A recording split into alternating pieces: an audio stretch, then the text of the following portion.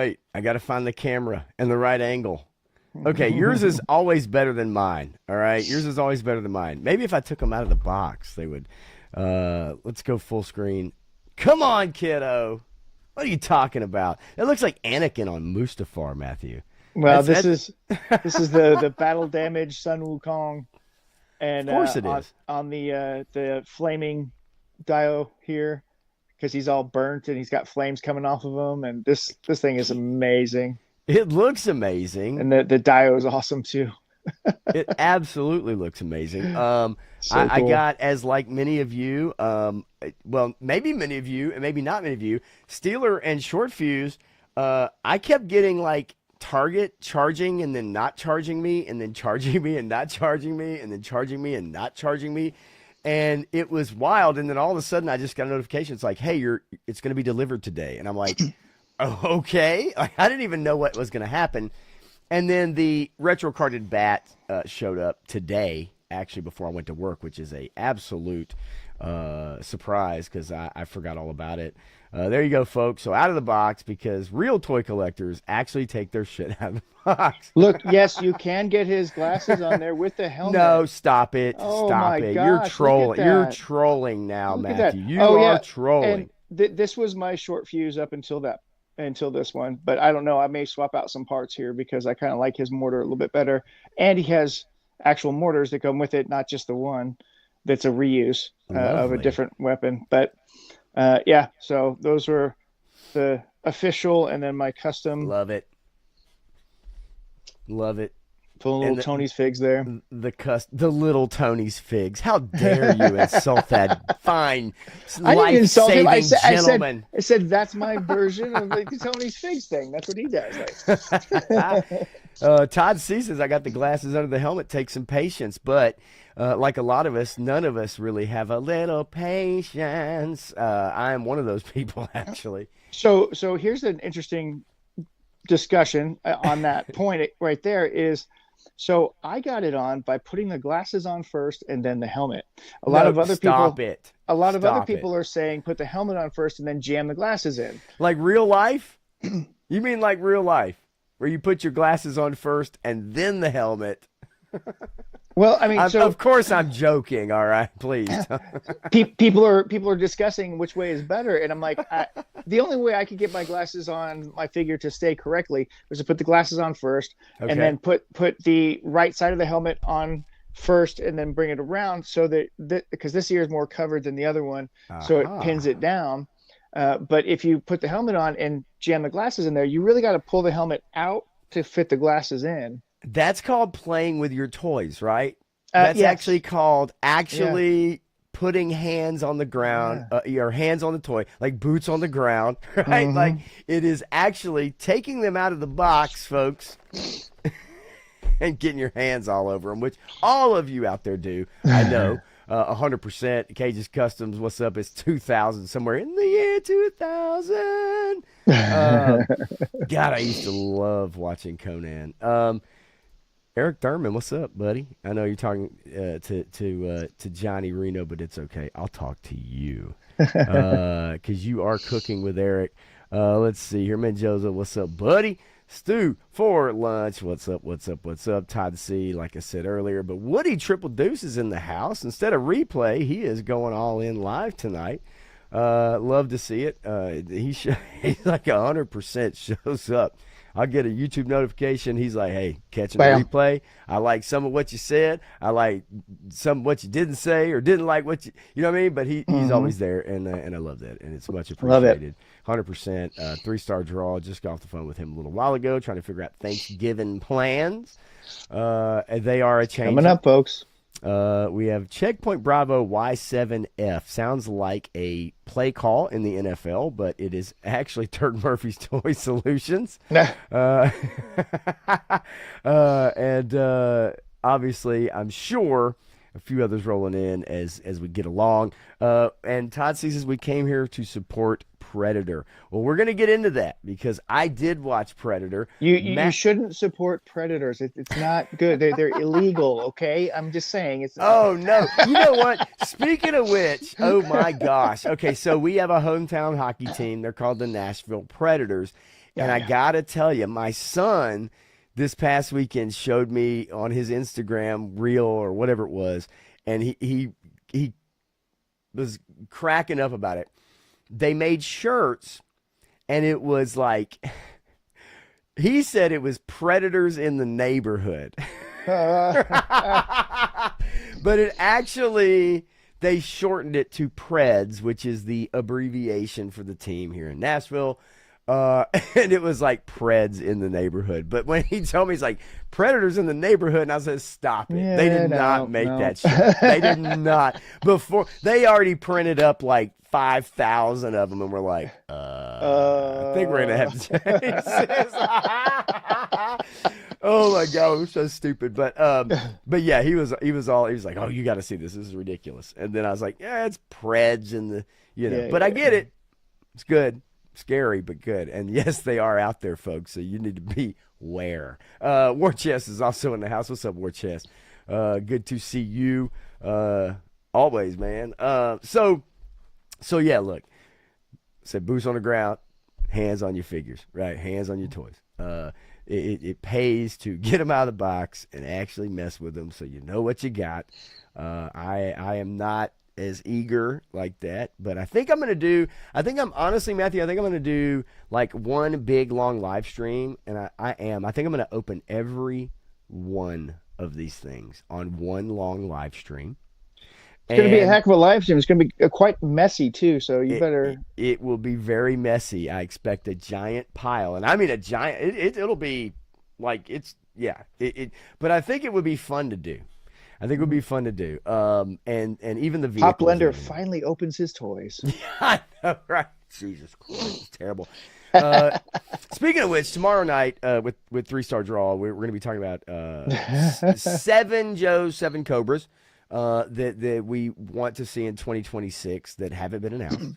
Okay, and so that's kind of the topic for tomorrow for 7's Wild, but not to get too off topic. And yes, I really don't have the room in this entire room. I'm not going to spin the camera around, because if I did, you guys, you wouldn't believe it. I don't think you'd believe it, but I got my nook, I got my corner. I just don't think you believe the rest of it. It would be like Christmas, Todd. I think it would be, and actually would probably be really kind of fun. I don't know how long people would hang for that, because of the process of it. And but the noise. We kind of, and you're right, and the noise. I'd have to hit the Stream Deck mute button for sure. And but it would be kind of fun to do. I haven't really seen anybody do that, although there's probably a reason. Right. Well, there is, and there are people that do unboxing shows, and they do one figure for the unboxing, maybe two, right? Because people just can't stand the plastic noise. It's like people chewing and drinking on stream. Stop it! Stop it! Stop it! Or whatever Punk's doing with his mouth lately, because he's making. Sorry, Punk. No! I did get a voice message on Facebook Messenger from Punk today. Oh wow. And it was pretty funny, because I'm assuming you shared something with him. Maybe 3-Star did. Shared something with him that happened after Sunday night's stream. I've lost a friend. Ladies and gentlemen, I've lost a friend, and I don't know if I'm going to get over it. I don't know. But I'll give it my best shot. And again, no shade by any means. None at all. Fine young cannibals. Fine young man, I mean. No shade. But yeah, I did. Nope, it wasn't me. I know who it was. It's all good. But it was funny getting a voice message from Punk, which is unusual for me.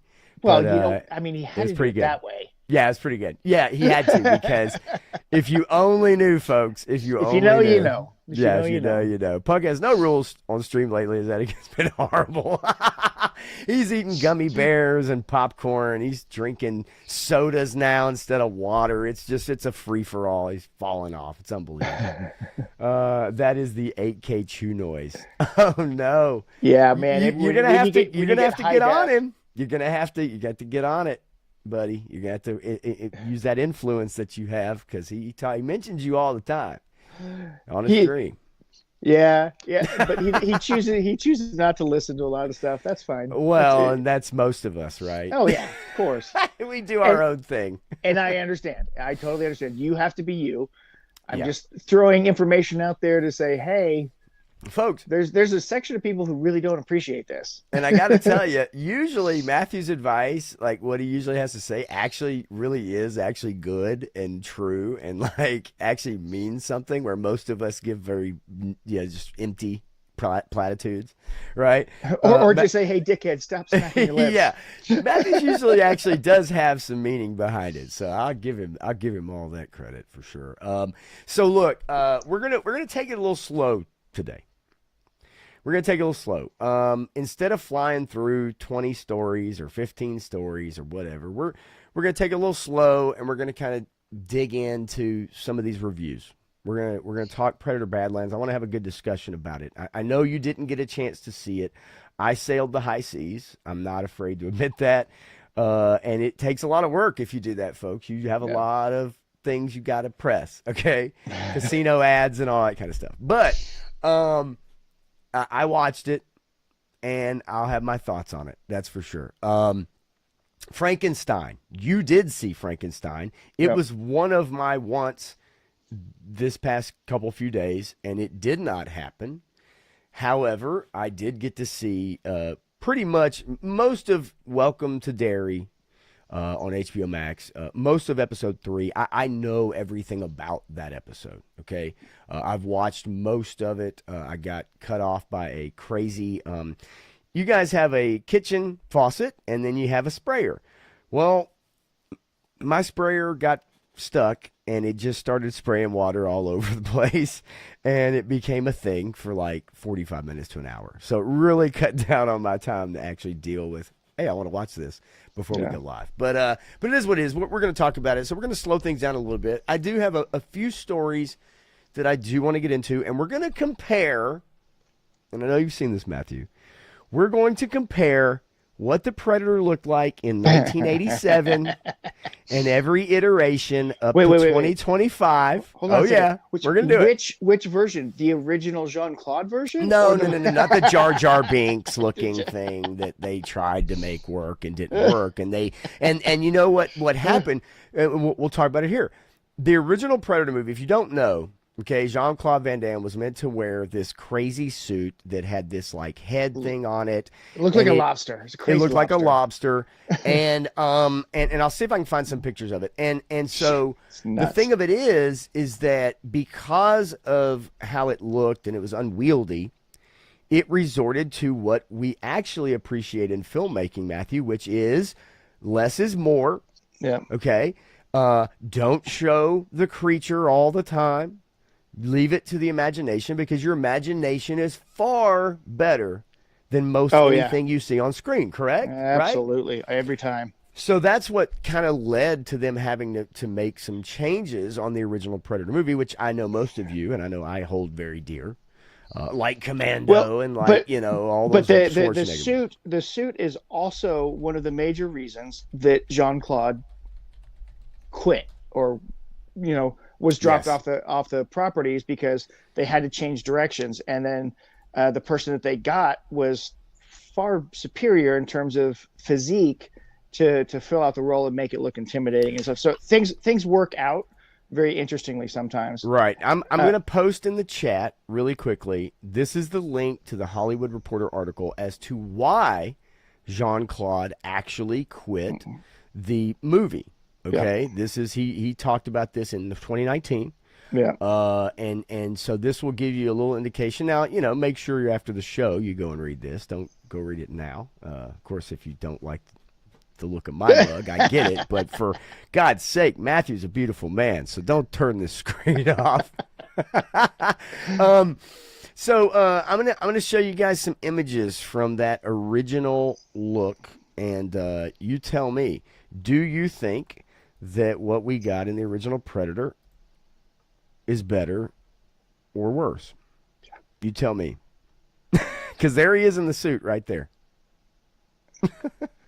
Yeah, and I've seen other versions where it is like bright pink or bright red or whatever, and it I like is assume that was crazy. for. I assume that was really truly for the maybe effects, right? Yes. Because here is a version. I'll show you guys this version right here. These pictures of the actual pink and then Yeah. the actual look of it. We'll swap to this, So I and you I'm can I'm see that right there what we yeah. got and what was supposed to be. So I am absolutely positively sure that this was for the CGI mapping, the blue screen, green screen, whatever that they were going to 100%. map over top of it later. Yeah, Yes. or the digital warping effect for the invisibility or whatever. But yeah, that's yeah.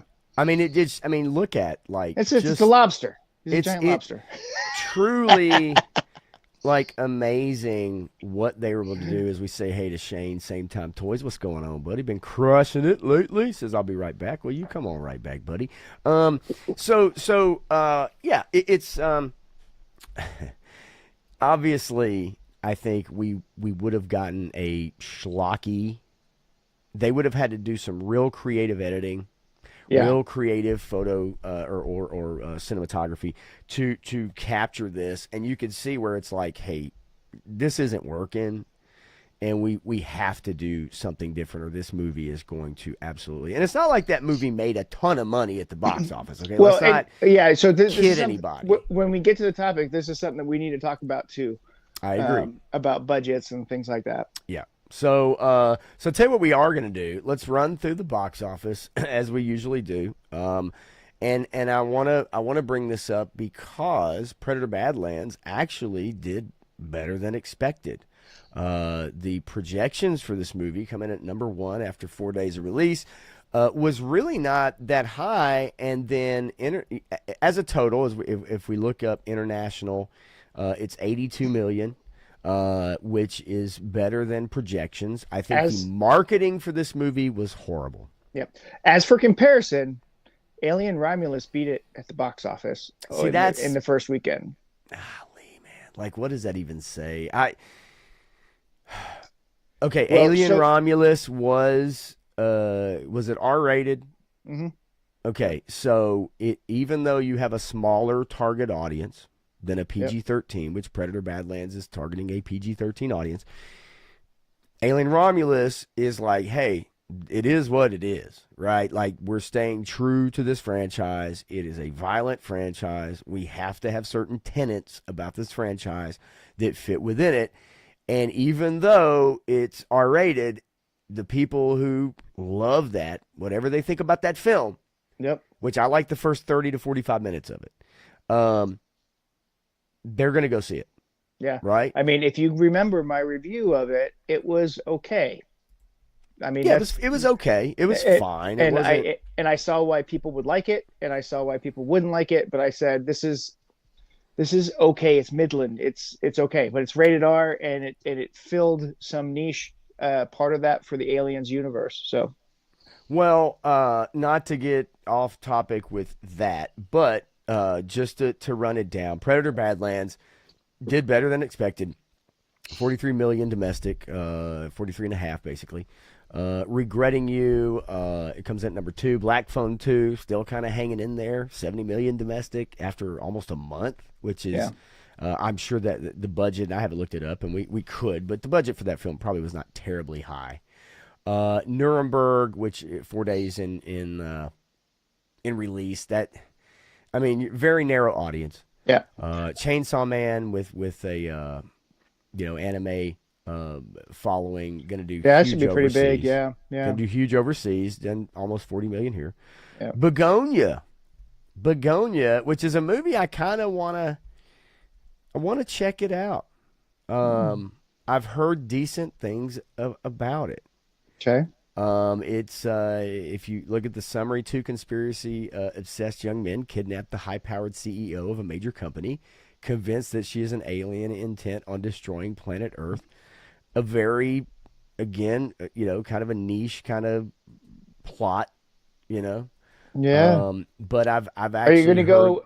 Are you going to go with the closeted homosexuals that are incels until they find each other, and then the CEO gets let go because they found love within each other because of their interaction with Uh, the CEO. 100%. As I always do, I always go with the closeted homosexuals. That is probably, if anybody knows me, they know that's one thing I am all in for. Apparently, Um, yes. Okay. All right. So everybody uh, recognize. and I'm gonna hit up some of these comments here in just a second. Sarah's Oil. Look, Look, okay.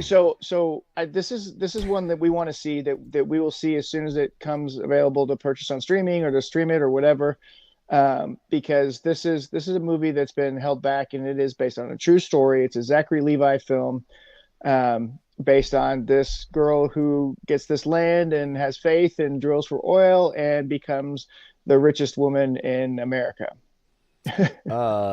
And her name, ladies and gentlemen, Oprah Winfrey. So I kid because I care. Yeah, it's that's the thing about, like, faith-based movies. Yep. Zachary Levi has been kind of blackballed out of Hollywood. So, like, after Shazam, and then during the election, and now he's like making his own movies, which is great because as an Yeah. artist, he's probably feeling great about that. But when it comes to paying the bills, that's a different story. I still believe it's all a Well, tax write-off at the end of the day. okay, so let's go back and think about this for a second. The movies he's making are not multi-million dollar movies, No, right? So he's making smaller budget films for a smaller audience, and you can squeak out a profit. you And can. and if you go back and you look at all the budgets for the Predator movies, Predator Badlands has the highest budget of any Predator movie that's been put out. If you adjust for inflation or not, it's still higher budget. Right And at 100, I think. Right at 100 106 million. or Yeah, something. Yeah. somewhere in there. Yeah. So it's got to make over $320 million at the box office Right. to break even, I right? don't know if it's going to do that. And the reason that I agree with that is because the foreign market is nowhere to be found with this movie. So the For sure. foreign market came out for Alien Romulus. Foreign market did not come out for this one. And a couple people have said it correctly, is the original Predator movie was an Arnold Schwarzenegger vehicle, 100%. right? Absolutely. But it spawned this whole idea and created this whole mythos and everything that people like love, right? They got into it with the comics, they got into it with the subsequent movies, and out of the 9 movies, there are 4 that you could say are decent. Oh, for sure. The one where autism is like the Yeah, that one what is the definitely the yeah bottom of the barrel. I don't the know anybody who touts that one as one of their favorites. yeah. I thought the Adrian Brody one was fine. I So thought it had interesting premise of dropping these different premise people. wise and kind of what it did and how it got back to like what the Predators are about, right? What Sure. they're trying to accomplish. I appreciated the Predators a lot, and I go back and forth whether it's my second or third favorite Predator movie. I mean, I can understand why either one. Predator Yeah. 2, I think at the time when it came out was kind of why isn't this the same thing kind Yeah, of thing, and right? we got to talk more about Predator 2 when we get to the discussion on Yeah, Badlands. Gremlins 2 also falls into that category. It's like, why isn't this the same thing? It should be Ah, a small town, and it's right. I don't think nah, people. I love I'm with Gremlins 2 you. for I'm with so you, many but reasons. but I don't think people fully understood the satire, and I No, don't they think didn't. people fully grasped the Yeah, concept of what it's Joe Dante was doing. And so we'll finish this off. Look, so spring team, Predators. spring. So Gremlins 3 will be moderately interesting to I see don't what they even. do with that. I don't give a fuck. I really don't give a fuck. I really don't. I don't want it. I don't need it. I'm tired of rehashing these, franchises that belong to you and I. Yep. Kids need their own franchises Oh now. yeah, Kids need their absolutely. new shit. That's why I, Minecraft did so well. They don't want yep. daddy's fucking franchise passed down over 40 to 50 years. Creativity is dead in Hollywood. Yeah. Springsteen, Deliver Me from Whatever the Hell, Don't Care. Tron Ares in at number 10. And yes, somebody said it earlier. I'm here to support Christy. Christy, look, as big as Sydney Sweeney is, it's got to be something that's going to draw people in. And I'm not sure this story is something that's going to really draw people in. And Look, but I've heard she, her acting is yep. unbelievably fantastic. I mean, not according to Ruby Rose. Um, Oh, get the fuck out of here! Man, everybody's coming after her for stuff that she's never said or touted or even come close Because these to people are sick in the acknowledging. head. They are sick in the head, and they're coming out against Sydney Sweeney for stuff that isn't true, and you can tell it's not even true. Right. It's just she's just trying to navigate making a living and having the press attack her for something not her fault or business or anything else that has anything to do with her. It's look, if they were in the same position, they would take the ad money, they would do commercials, they would do I mean, whatever. Yeah. These people sit on this high horse and they want to judge, but the problem is they're jealous because they're Yep. not getting offers. And Ruby Rose, after Orange is the New Bad and the Batwoman or Batgirl, whatever the fuck, Batwoman. She broke her back in Batwoman and was And also look, that's apparently terrible. difficult to deal with on the show Right. before the back breakage, and then that didn't help things. And so she's Right. got some marks on her that other people are like, I don't want to work with her anyway. Yeah, it's just I whatever. I mean, you read between the lines, folks. It's called jealousy, and women are some of the most jealous creatures on the planet, at least with a brain. And in Hollywood, yeah, Women it's, and cats. it's brutal. Yeah. And thank God I didn't see the women in the new Cats movie because Oh my I think God. I would have shat myself. Back to the Future, actually, we'll finish it up with this. Back to the Future, on October 31st, was put out in theaters and brought in some extra revenue for a film. It is the wave of the future. I think theaters are going to start showing films that They have to they've do already something. done it. Yep. They're going to start showing films more and more that people didn't get a chance to see on the big screen, that are some of the most beloved films because they don't have anything coming out that is. So Yeah. so that's a trend that we'll see continue. And yeah, speaking of one, really quickly before we jump in, I did want to share this with everybody.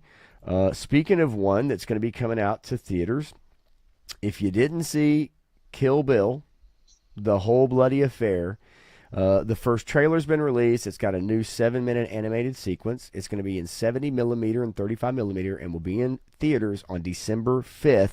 If you want to watch both Kill Bill films back to back, I believe that's how they're going to be shown. I could be wrong. It's the way it seems like. Then at the very least, if it's the first film, regardless, if you didn't see it in theaters, you're going to get to see Kill Bill in theaters Nice. with some extra animated feature at the beginning. And man, Now, get out of here. What a great movie. The first one Yeah. in particular, I think, is just Yeah. fantastic. absolutely. Back to the box office for a second. I Sure. didn't see Nuremberg on there. Was Nuremberg on there? It was. It's like Okay. number 4 or number, but it Okay. didn't. It brought in. I'll bring it back real quick. It's number 4. No, number 4. Okay. Brought in 4 million domestically. I mean, I've heard really good things about it from in I have terms too. of the acting and all that Mhm. stuff. It's Yeah. something that I'd be curious to see eventually. Yeah. So real quick, I hit up a couple comments here. And before we kind of roll in, let's see. I mean, Joseph said, I want to see Frankenstein. Afraid they'll change it too much from the book. You So can really comment on that. I think Yep. at the end in particular is a change. We'll talk about it. Yeah. I'm definitely going to let you take the reins on that. And then Joseph says that original Predator looked so good when he took off that mask and roared, dang, I would have messed myself and cried like a baby. Oh, no. I remember, I remember seeing it. I probably saw it on VHS. I don't think I saw it. I didn't see it at the movie theater, but I did see it on VHS when they brought it out, which was really the way for most of us to check out, most movies.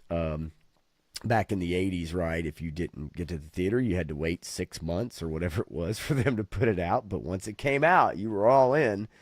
The Predator in this movie, War Chest says, definitely looks more human and racially stylized. I do agree with you. It's weird that the dreads are on the top middle of the head compared to the sides with the bald crown kind of thing. And every other version of the creature, I'm not sure why or what motivated that change. I found it strange. I agree, and it Yeah. is very distracting when you watch the movie.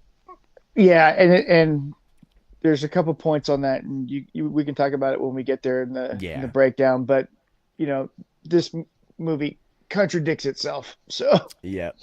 Let's see. Not many people know. Stu for Lunch says the B-52s were originally the composers of the Predator soundtrack. I think it's because of the lobster costume, but they changed it as soon as they went to the costume for the movie. They cut out the beehive hairdo, right? And whatever that guy's name is, and they said, "Hey guys, look, I know you wrote 2 songs for this soundtrack. We got to cut it because our monster does not look like a lobster anymore." That's beautiful. I love it. What's up, Clint? Alien, a bigger name. Yeah. I mean, I'd say franchise-wise, right? Alien kind of, well, pulls in more people, right? I mean, it makes sense. Alien kind of launched Sigourney Weaver's career, right? Predator didn't launch anybody's career. It just furthered Schwarzenegger's. That's true. That's true, and maybe they're looked at differently. Sarah's Oil versus Predator crossover, or I know Cage's Custom says Sarah's Pill, but I know Sarah's Oil. I know that's brutal. Predator 2 very underrated. I agree. After going back and watching it as an adult, holy, that's a name I haven't heard in a long time, buddy. Yeah. Good God, you guys are goofy. Anyway, yeah. So, and 3-star says, I'd love to see that, but there's no way in hell I'm sitting through that in a theater. Are we talking about the Kill Bill? Maybe not the entire thing. Maybe it's just part 1, which would make sense. It's the whole thing. Seems like the whole thing, which, I mean, they're short movies. They're not that long, right? They're fairly long, and you put them both together. I mean, you're spending more than 3 hours in the theater, so Well, you could either go see Titanic when they put it back out, or you could see Remember Kill getting Bill. 2 VHSs to 5 watch Brave? hours. Is it that long? Yeah, it could be easily. Jesus. What? Especially if they put in the extra stuff and all that stuff. Yeah. 2 VHS tapes to watch Braveheart, 2 VHS tapes to watch Titanic. I mean, I remember video games that came on 2 or 4 discs. How about that? Final Fantasy VII had 3 discs. Metal Gear Solid had 2 discs. Yeah. Any others that you guys can name out there? I remember CDs before they went to Blu-ray. Metal Gear was very cool because Metal Gear is it the had best. its own little thing, then you put the second disc in, but then on top of that, like one of the boss fights or one of the villains, it's like you had to use the other controller. Remember that? Yep. And yeah, like that shit was wild. Just so inventive too. Video games. And if you knew the trick about PlayStation 1, you could pirate games because all you'd have to do is put in a legit disc and then pop the top without having the thing come up. So you could tape it down so the lid would pop up and you could swap the discs in between when it loaded the PlayStation information, and then you could put in the burn disc, and then you could actually play the pirated game off of the original PlayStation. Something else I miss when it comes to video games is like buying a video game magazine at like the grocery store or whatever, and it had a demo disc in it. Yeah, I love it. And you take the demo disc home, and you could play like the first level of something, that's how I played Final Fantasy VII for the first time. It was I had the demo disc before I had, and the demo disc actually came with another game that I had purchased. But those demo games, Splinter Cell, Resident Evil, you get like Soul Calibur or Tekken, or you get like even Tomb Raider maybe had an early level or whatever, and you get that demo disc and you could play like dude, such a so awesome. I'll tell you what, and it reminds me of albums, okay? The physicality of it, right? Yes. Which we talk about physical media sometimes, but the intimacy, and even it sounds goofy with a video game, with a disc, but the intimacy of like opening the box, right, the case, looking through the manual, right, after you bought the game, or if you're in the backseat of your parents' car or whatever, and you'd open up that manual, you'd flip through the manual, you'd learn the controls, you'd read about the enemies, you'd learn, oh, the early moves that I need, and the map maybe. Yep. And that intimacy of having that all together, and now it's like, it reminds me of everything. It's touch screens with no buttons. There's no tactile buttons now that you press. It's just a touch screen on a tablet or whatever when you order food. You don't put a needle on a record. You're just collecting media. You have Games Pass now, where it's just you collect. I'm going to download 15 games I'll never play, but I got access to them. Right? But you don't really spend the time with it.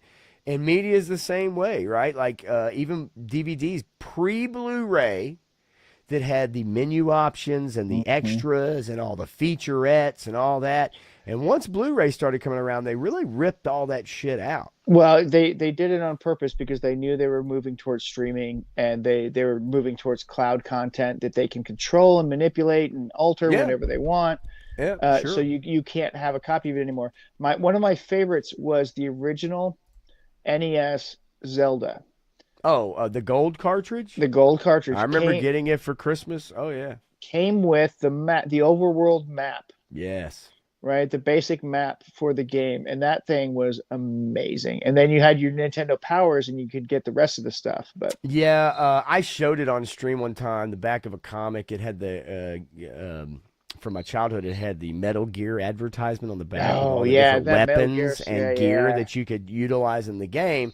And 3-Star had the game. Yep. And I borrowed it from him and brought it home, and I beat it.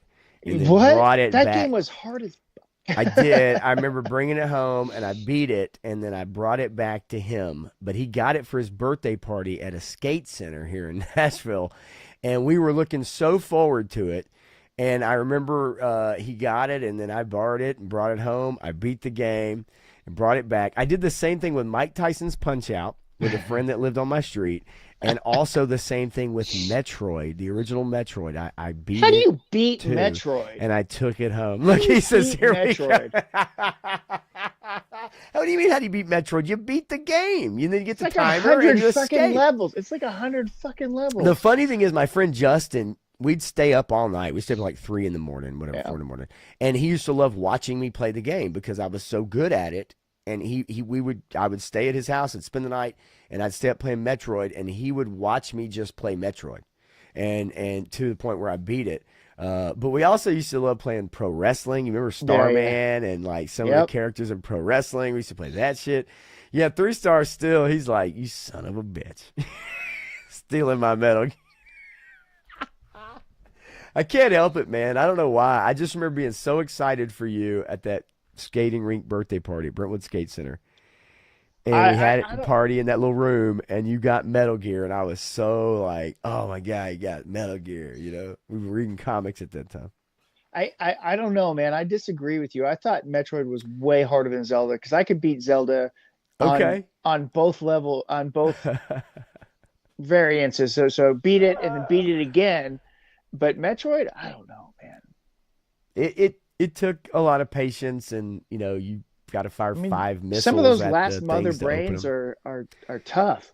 And when the screen's like flashing and the frame rate goes down to like 3 frames a second, and you're just going like, you're like, but you learn to finesse it, man. You powered through it. That's what it was all about. You powered through it. Now games have auto saves and checkpoints that are, easy, and you can, even the Nintendo now, you go back and play the old games, they have save points. You can rewind if you die. You can just I get a save point in Ninja Gaiden and never lose. That's what I'm saying, dude. Ninja Gaiden. Legend of Kage was like the shit. I used to love floating through the trees and that little stance. Remember that game? Legend of Kage? Dude, get out of here, man. Yeah, youthful exuberance, beating it twice, dude. You know what I'm talking about, buddy. You know exactly what I'm talking about. Kay just says Zelda and Metroid weren't that hard to beat. I mean, I don't know. That's there were definitely harder, and you could argue that Ninja Gaiden was probably one of the most frustrating games ever. Maybe even Strider or something like that. But Strider. Holy shit. Dude, Strider was my jam. Love that game. Bionic Bionic Commando. Commando. Yeah. Stop it. Stop it. Yeah. If we go down this rabbit hole, we'll never get off of it. I'm going to tell you right now. We're never going to get off of it. Wizards and Warriors and Bionic Commando were two of my favorites at a certain point. Come on. Yeah. Yeah, dude. If we ever got on a video game stream, I do believe that we would be stuck for a long time just reminiscing. There is one game, and I'm gonna bring it up real quick, and we're gonna move on. But there's one game I subscribe to this company called Antstream. And Antstream, like, they have a bunch of I don't even know if it's emulation, but they have a bunch of old arcade games that you can play on your computer. I don't know if it's available on I don't know if it's available on I don't know, whatever, Xbox or whatever. But anyway, and there are some awesome arcade games on there that I play. And I want to bring this one up real quick. Let me get to it, and then we'll move on to we'll jump into Predator. Stu, for lunch, you're talking about Chip and Dale's. Man, DuckTales was another one of those. I All had those so much games fun were playing great, DuckTales. right? All those games were great. They did a good job with some of them. The Goonies one wasn't so good. The Scooby-Doo one, not so good. But they were games. Well, a lot Capcom of those were quality for sure. Oh yeah, Capcom. Let's see. I mean, if you miss some of those, like Taito, right, where you had like Akari Warriors, right, stuff like that. Why the hell is this not letting me log in? I don't want to waste too much time on it. I just want to pull it up really quickly if I could. Maybe I stopped paying for it. I don't know. But Russian Attack. That was Russian Attack, dude. Now was it Rush N Attack or yes. Rush In No, Attack it was or Russian Attack? It was Rush N Attack. Right. That's what it was. But everybody said it and read it so differently. In my head, it was always Russian Attack, like the Russians are attacking. Right. Okay. So I'm going to share with you guys the home page for this window. I'm just going to share it with you guys right now. So so if you scroll down it, right, it's got like play now, Operation Wolf. Oh, Operation Wolf, yeah. Okay. Now look, Ninja Gaiden, Space Invaders, R-Type, Pac-Man, Pinball. R-Type. It's got Rolling Thunder. I know you guys remember this game. Actually, Rolling Thunder. I don't you have know this to one. remember this game. I don't know this one. Are you serious? I don't know this one. Holy moly. Rolling Thunder. It looks awesome. like a rip-off of a couple other games that I played. Bandai Namco, and it had these guys in hoods. There's a hooded Cobra Commander with purple, green, and blue, and yellow, and red. Like, but anyway, you had like a submachine gun, and you had Rolling Thunder was a jam, dude. But if you look on this, it's got Double Dragon, it's got Super Empire Strikes Back, Indiana Jones and the Fate of Atlantis, Rygar. That game was awesome. Yeah, dude. Right. That's what I'm saying. Like, this thing is really cool. It has, like, Gauntlet, right? Gauntlet, Monkey Island, Dig Dug. Dig Dug was one of my favorite arcade games ever. Original Galaga. I mean, so it's kind of fun, man. This is Night Slashers, which is kind of a beat-em-up, original beat-em-up. But this has a lot of cool, Midnight Rolling Thunder was badass, but then we got Bionic Commando. I want to say I think Bionic Commando was on here. They kind of moved through different stuff, but anyway, Bionic Commando is a classic. This is called Antstream, and it's a bunch of arcade / those early games. A lot of the arcade versions of those Nintendo games. Well, yeah, the arcade versions I thought were better than the NES versions in most cases. California games on the Mega Drive. You've got some Atari stuff in here. I played the heck out of TNC Surf Design. Oh, dude, get out of here, man! Hell yes, TNC So awesome. was the jam back in the day. So awesome. But yeah, so it's like $3.99 a month, and if you really dig these old arcade games and stuff, then it has a ton of them that you can play. I got myself one of those mini Nintendos, mini NESs, and Super NESs a while back. They are loaded with all those games. Yes. Does it have Tapper? I don't see Tapper on here. Well. But I remember Tapper for sure. Bad Dudes versus Dragon Ninja. Yeah, who wouldn't Okay, want to play so that? Hello. Bad Dudes was the ripoff of Double Dragon, Of course it right? It was was. never as good as Double Dragon was. Double Dragon was the king, but then River City Oh Ransom came shit! out, and River Skate City, or die. yeah, Skate or Die. Keep going. I don't want to interrupt you. River City Ransom added Mm-hmm. something to that fight genre that I thought was so fascinating. Is they added Yes. a role playing element where you totally customized your character and your fighter and their skill sets and the levels, and that game was so awesome. I love that game. Stu gets it. Getting Karate Champ and then getting home and realize you made a terrible choice instead of Kung Fu. You're right. And Kung Fu was so much better. And Kung Fu had that laugh. If you ever died, right? Yes. It was like, it's like laugh whenever you die. But yeah, Karate Champ sucked for sure. Olympics games. We used to do the Winter Olympics, like War Chest says, like to your friend's house, Winter Olympics. We used to play the Olympics games and stuff like that. River City was cool. Bayou Billy, extremely difficult. Bayou Billy. Bayou Billy was. Tubin. Tubin, sure. I mean, there's so many like Commando, Akari Warriors, right? Like if you go back to that time. I mean, period, yeah, I was gonna say we haven't even gotten to. yeah, the list just goes on on forever. Yeah. But yeah, I do love some video games, and I definitely love reminiscing. And I don't know about you, but Cobra I definitely Triangle. love Cobra Triangle. The angry video game nerd. I watched. I did. It was like a marathon where I watched every freaking video that the dude had made. Yeah, I watched a lot of Like those. 7 years ago, I watched everything up till I is got it current. RGT or RGT 85 or Yeah, RGT game. no RGT 85. He's also a video game dude that I watched a lot of his stuff. It was R something RG something 85. I think that's what it is. I think And that's it. and he had a lot of good takes. He had some challenges recently and agreed with Jeremy Griggs on something. Oh, God forbid. And his channel kind of Oh no. yeah. Oh no. Shane says next level we got Batman for Sega. That original Batman game where you do the So roller tough. coaster and all that Oh, stuff, man. like it was difficult, but it was that was so much fun. I loved RC Pro Am War Chest. That was one of Yeah. my favorite games to sit there and just play and you just got so good on that controller in your thumb. I mean, you just knew how to, right? You just knew how to like work the controller on And then the you NES, man. had the piles of crap like Zelda 2 Link's Adventure. So I remember when 3-Star got Link's Adventure.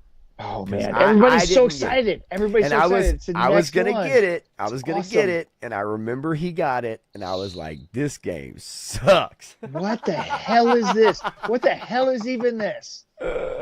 dude." Out of all the Zelda games, I love all the Zelda games. That one is just a piece of crap. It was so bad, and now people look back on it fondly because they're like, "Well, they were trying something different. They did Oh, the yeah. huge overworld, and then they had the side scroller part. You could go into towns and Yep. like really have these discussions with NPCs and stuff." I get that, I do, but as a kid, that game was not what I wanted after Well, no, playing it the was such a top-down. departure from what we expected. Yes. And since we didn't have reviews or things like that really beforehand, unless you got all the magazines and you were rich or whatever, but you were buying a game on name alone or Yeah. past experience alone, Yep. and you get this game and it's so vastly different from everything else. It's like, It so what is was. this? It really, truly was. It was so different, and I'm sure it did well. But yeah, I'd say So 3-Star probably would agree with me there that Y- it wasn't y- quite what you were expecting. it's not what you expected. You say it's not that bad, but I was used to playing Castlevania, okay, Ah, and get out of and town. stuff like this, and then you get Link's Adventure, which is trying to emulate some of the things from Castlevania, but it did it so poorly. I'm like, what is this? Yeah, Castlevania amazing. Castlevania 2 if you didn't have Nintendo Power or you Oh didn't have a yeah. book that told you to kneel down for the tornado, then you would not know. You would not know what to do. You would not know to hold a certain crystal or orb or whatever and like let the tornado come. You wouldn't know that unless you read it in a book. There's no way in the world anybody would have figured out that secret. No, that's I disagree because no, no, no. listen to this thought process just for a second. Okay. This was a time frame when we were so obsessive about things. I mean, think about the games we were playing. Okay, that it was one and done, right? So we got so obsessive Yeah. about every minutia, every pixel, everything that we could possibly try, and we would try everything until we found out what it was, and then we had the secret of the universe, and we held it tight, and we wanted to see who else could find that secret, or we would want to tell everybody because we knew the secret, and now if I told my friend could do this, and then I'd get more cred for being the cool video game guy, but eventually that wore out. And so you had to Okay. learn to keep your secrets in and not tell them and just say, hey, look, I did this. And they're like, oh, wow, how'd you do it? Like, haha, you got to figure it out. I mean, look, I will say this. It was a topic of discussion in school that you would go and you would share secrets. You would share like, hey, Yeah, this is what I found, and you go on the map and you go absolutely. down three down and four across, and you get to the room, whatever it was, right? Simon's Quest was frustrating, but I beat it without any help. Three stars on Yeah, Simon's Quest was another one of the best games ever made. I love that yes. game. Don't get me wrong, I love that game. Frustrating as hell. But and I definitely can remember playing it and getting through those levels. But yeah, I just there's certain things in those games where like these are being made by Japanese, right? They're translation sometimes was messed up, right? Yeah, But also. And you think back to like the ET Atari game. It's like, how do you figure out, or even Raiders of the Lost Ark, which I had both of those games. How are you supposed to decipher on an Atari console what they want you to do yeah, to actually play the game? And when they didn't even include that in the booklet, like you had no guidance, it's just like, I don't know what to do here. That's why some of those games get named as like the worst ever. It's right. just because they couldn't even depict what you're supposed to do in those games. And some of those Nintendo games were kind of like that too. It was trial by fire, Yep. right? Uh, 3 star, oh, you're reading my exactly. There you you're go. reading my mind. I was Yep. going to say that. Yep. Exactly. And of course, one can't forget Contra. Of course not. Uh, I have the Rambo game over here somewhere. I bought one of those Retrons because I bought an NES and brought it home. It didn't work. Like it Ah, just would not work. But I bought like WWF wrestling, WrestleMania. I bought re- like remember that crappy Contra. Predator game? Yeah. Yes. They had so many titles they licensed out, and so many of them were so bad. But Well, some of speaking of every now and then they were Predator, good. There we go. right? Trying to It bring would it be back fun. around. Yeah, got to bring it back around. Should stream the retro games, Todd C. Yeah, that would be fun. I'm horrible at them, but it would be fun to stream some of those. If you guys are interested, I'll give it my best shot. So, Predator Badlands. I want to get into it. I don't know how many of you guys have seen it. I don't need to go into spoilers. I don't think this is a movie that benefits from non spoilers, if that makes sense. I don't think it's pretty basic. I think if you've maybe seen the trailer or maybe you've heard a little bit about it, I think you pretty much know what it is. It is a Yautja who is kind of the runt of his clan. I don't know any other way to say it. He's like the Special Olympics Yautja, I guess, of his clan, if So that he's makes sense. supposed to be I really don't. deformed. He's supposed to be Right. deformed as He well and he is. until He the end of is. the movie when you see that they're all just as the same Ju- as he is. right. So so he has a brother. Some shit goes down with his brother trying to uh prepare him for a hunt for his father, for the clan. His father runs the clan, at least that's what we're told until the very end. Until the end when you find out Oh it's not his Christ! father. But Yeah. Anyway, so so that's what the movie's about. He something goes down with his brother. He takes off and he ends up on a planet where it's a killer planet, And if you've seen the marketing, you realize that he meets an android or a synth android, I guess. But this android is not programmed like most of the androids that we've known in the Alien films, because this android comes from the Alien universe. It's special. It's a Yutani, Wayland Yutani, or Wayland, whichever, whatever. I'm not going to get into specifics here. This android has been programmed in such a way to like try to fit in or understand human tics and human sensibilities, and so this android doesn't shut the fuck up. So if you go to see this movie, be prepared, and I wish it was 3-star draw. I wish it was. Elle Fanning, good looking woman, fine, whatever. She doesn't shut the fuck up.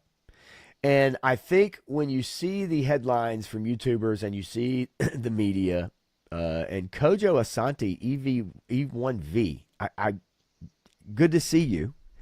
I wish I knew for sure if this was a different handle, but I gotta love it. I will look up Woody Harrelson just for shits and giggles. But I do want to say, if you do see this movie, be prepared for the android to really talk a lot. Yeah, Kojo Sante's been here before. I don't know what the Okay, cool. other name is though. It does become annoying. It is the Marvel formula, the Disney formula of inserting jokes to undercut maybe a serious scene, a serious moment, a meaningful moment. So they James Gunnified it. They did. They James Gunnify it. Now I'm gonna tell you some things that I think are probably gonna shock you a little bit. And yes, Shane, maybe so. Maybe so. I actually like the movie fine.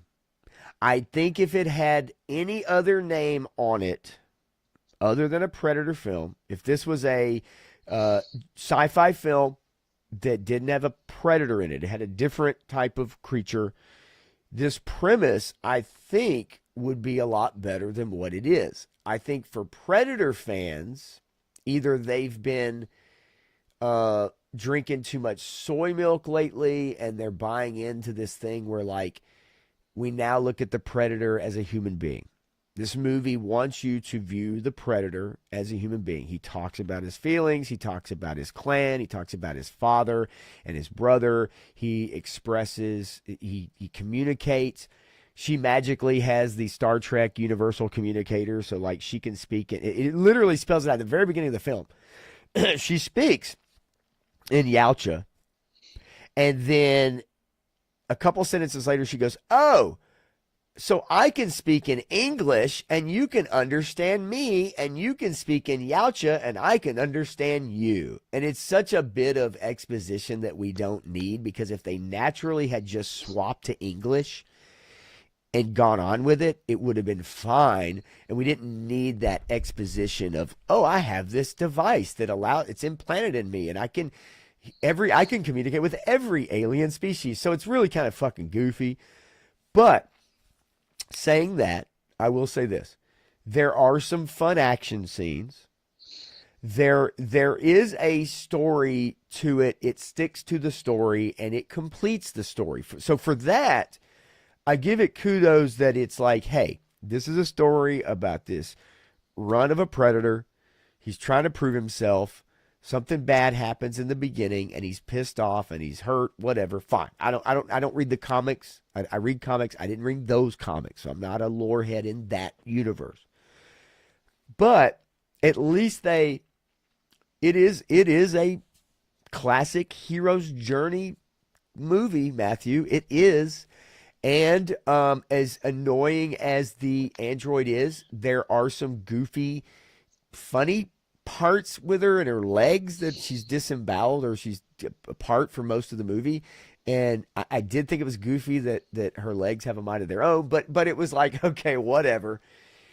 However, this is more of a heroine's journey. Yes. And than it is. No. I mean, even for the Predator. It For, is. It is. if There's a you lot. follow There the is a lot. heroine's journey, it Okay. fits that more than it does the hero's journey. I want to tell you, this movie has a lot of modernity in it. And, Okay. and I'm not just saying that the female characters. I'm talking about the male character in there No, has a heroine's journey, not a it, hero's journey. yes, there is a lot of modernity at the very end of the film, especially drives it home. But it is odd that the android yearns and longs for her android companion that looks just like her, but she calls her sister. But it's obvious that there are tones in there that it's like she really yearns for this android sister, because there are other androids on the planet. Okay, Wayland has sent these androids out to collect specimens, like in Alien Earth or whatever. And so she's gotten separated. That's how she comes in the company of the Predator in this movie. Um, it definitely drives home modernity. It definitely drives home. She's fucking annoying girlfriend, dude. Like, she's annoying fucking girlfriend in the movie. She won't fucking shut the fuck up. And it's not funny. It's just not funny. There's a couple lines in there, but it's like you're just watching it and you're going, would you please shut the fuck up? Like, let the Predator, like, and he gets his moments to shine. Does But he? like Does he have a he successful victory, or do they all get snatched away from him by okay, her or the hang monsters? on. Or Okay. So the monster in this film, okay, the hunt is what he's supposed to be hunting. I will tell you that it is protecting its young. Now, that is also a classic story trope. Okay, sure, we've seen it with okay, Godzilla or Kong or whatever monster movies. We've seen it. It's happened. So I pretend it doesn't. But he does kind of get a little bit of a baby Yoda-ish sidekick. But there is a twist at the end that is kind of all right. I ain't gonna lie to you, because it's kind of sure, like, okay, I didn't see this coming. I really didn't. yeah, But this is a movie. It is a movie about it's James Gunnification. It's the found family movie. It is meeting strangers and becoming family, finding your clan, and your clan may very well not be people who look just like you. And I think that's what they're trying to drive home with this movie, but it does have modernity in it. I didn't think it was as bad. I really didn't, but it is Disneyfied in a way, if you want to say that. I say stream it. Cringe at some of it, and then there's other parts of it that look all right. That yeah. it's It, not that bad, but it does. If you look for it, you will find it. And I understand why people are kind of tired of looking for it, and they just want to be entertained. And I think that's why people are going to see this movie, because I think it is entertaining. yeah. I mean, and I can see that if you turn your brain off and you don't try to make connections and you don't try to see the member berries that they drop in front of you and connect them to anything, because if you start trying to connect them in timelines and all this other stuff, it doesn't match with an alien timeline, it doesn't match with the Yautja timeline, it doesn't match with any of the timelines, and they try to sneak stuff in there to try and connect it to the heritage of the predators from Predator 2 And Alien, it's bringing together and the Alien. and Well, Predator universe again. so I mean, it's what it's Predator doing. 2 Predator 2 was the first opportunity that, or first thing that they had where they tried to combine the universes, because you had the alien skull on the ship, and then you had this pistol, and this pistol is here, it's in Prey, and it's in Badlands, right? So it doesn't make sense, because these are the dishonored predators, right? Yeah. But back in Predator 2 they were honorable, right? But then they were dishonored somewhere along the lines, and so how do they keep progressing, and how do they not get ostracized and excommunicated or murdered by the entire rest of the Predators group? It's weird, because this is the run of the litter, so why wouldn't he have been eliminated? And also, well, they make a yeah. comment. Somebody made a comment earlier, not here, but I heard it on stream. They usually just kind of excommunicate him. They don't Yeah. kill him. And the Right. thing of this movie is like the father is like he should be dead, and it's like, but Yeah. that's not what they do. At least to Right. my understanding, they ban them from the tribe or whatever, but they don't outright just kill them. So it really is kind of creating its own thing, I guess. And again, I'm not a big lore head in Predator, so I can't say, right? And I don't know. I gotta say, if they named this movie anything else, it'd be fine. Nobody throw a fit about it. Nobody would even give a shit. They'd go see it and say, "Oh, that was a fun pseudo sci-fi film." But because they put the Predator name on it, there's onus, there's lore, there's stuff you have to adhere to. And okay, you want to tell a different type of story than the machismo action thing. Okay, what was the Predators, right? Right. I mean, the Predator was a different take on it, right? Predator 2 was actually a very different take on it because you could say it's machismo, but it kind of was not the same as the Schwarzenegger machismo, right? So it's a more of a Bruce Willis, Danny Glover machismo, right? So it's different, Right. but there has to be an element of danger, right? So this Predator was never in any real danger at any point in the movie. I mean, There I wasn't wouldn't a real threat. I wouldn't say that. I would say that there are some cool elements. There's like grass. There's plants that have paralyzing needles that will explode if you get too close to them. They start to expand. And however, I will say, and like a lot of action movies, and let's not kid ourselves, it happens in a lot of them. Obviously, there's a moment where he has to run through this field of these exploding plants with these paralyzing needles, and he's running and running and running, and they are literally in a 360-degree form around these plants, and they're just blowing up left and right, and somehow he's, you know, avoiding them, and I was like, all right, wait a minute, and then but one of them gets him, and dude starts passing the fuck out. But uh, there are moments. He doesn't have any of his weapons in this movie.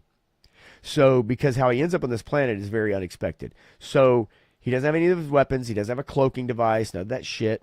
Okay. The hunt in this movie is how you get your cloaking device. So, if you go hunt like some Didn't they say badass creature.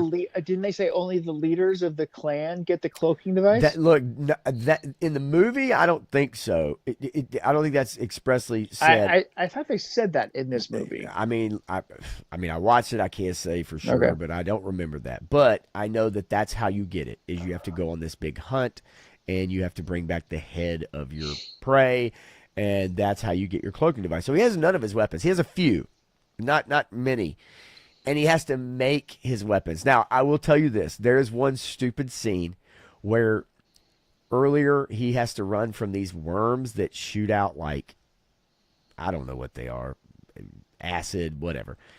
And somehow he's able to grab one of these worms when it's time to do the Rambo thing, where it's like, all right, it's time for the final mission, right? And he's making all these weapons, and he gets one of these worms, and he somehow trains it how to like be on his shoulder, like one of the three red light, the plasma cannon or the laser cannon. He trains this eel thing to be on his shoulder like that. And it's like shooting these darts at these androids and shit, and I'm like, how did he train this fucking thing? And then on top of that, though, what makes it even worse, it's the worm, the eel, it sacrifices itself when someone goes to shoot the predator. It literally leaps off his shoulder and takes the fucking laser. So he can't even defend himself. So the predator. So you're telling me that the titular character of this movie It can't was fucking even stupid defend as shit. himself. It has to be defended by a freaking worm. It was so dumb. Look, By a worm. Again, I ain't gonna tell you that it wasn't you know what this is? entertaining, but there you know what are that some is, really Bob? stupid parts. That's another incident where they can sell Oh, a God. plushie, right? So you can have a plushie of it now. Man, Right, I don't so think now so. you've got two of those cuddly I get it. characters that I didn't that make come it up, in Shane. to save I didn't make it up. He fucking leaps off the dude's fucking shoulder and takes a fucking bullet for somebody he don't even know. They don't even have a brain, bro. He just captures these lizards that literally like hours earlier was trying to kill him, and he trains it to be his buddy and shoot out In acid. minutes. And then he literally takes a bullet for this brother, and I'm like, what is happening? Again, I tell you, stream this shit. Don't pay money to go to the fucking theater. Sail the high seas if you want to. I don't give a shit. My point being is that, yes, it has got some goofy, dumb shit. And I think nowadays, and as we get into it, I'm going to bring it up. There is some shit that these people are fitting into every fucking show, whether you realize it or not. But, yes, there is some goofy shit in this movie. But I will tell you, it is at least entertaining. Way more entertaining than Tron Ares, I'll tell you that much. And I don't know if that's saying anything, but it does have some good action set pieces, and there are some funny moments in there, like where this bitch's legs are kicking ass. Now it's dumb. I'm like, where's the power levels? Like all these androids are supposed to be on the same power level, and somehow she's more powerful than these male sense or androids, and yet her legs can even take them out, and they're fully functional with legs and torsos and hands. Like it doesn't make sense. But I think as along for the ride, it is more entertaining than a lot of things, dude. Okay, it is a lot of things I have seen lately. I just want to talk about this for a minute and kind of go over this, because there's a lot of people that are praising this movie so highly. And then there's people that are trashing it so hard, and these people are clashing so much that you have to know. I mean, all of you guys that are watching, you have to know that if somebody comes at it so hard and somebody's like praising it so much, that it's got to be somewhere in between.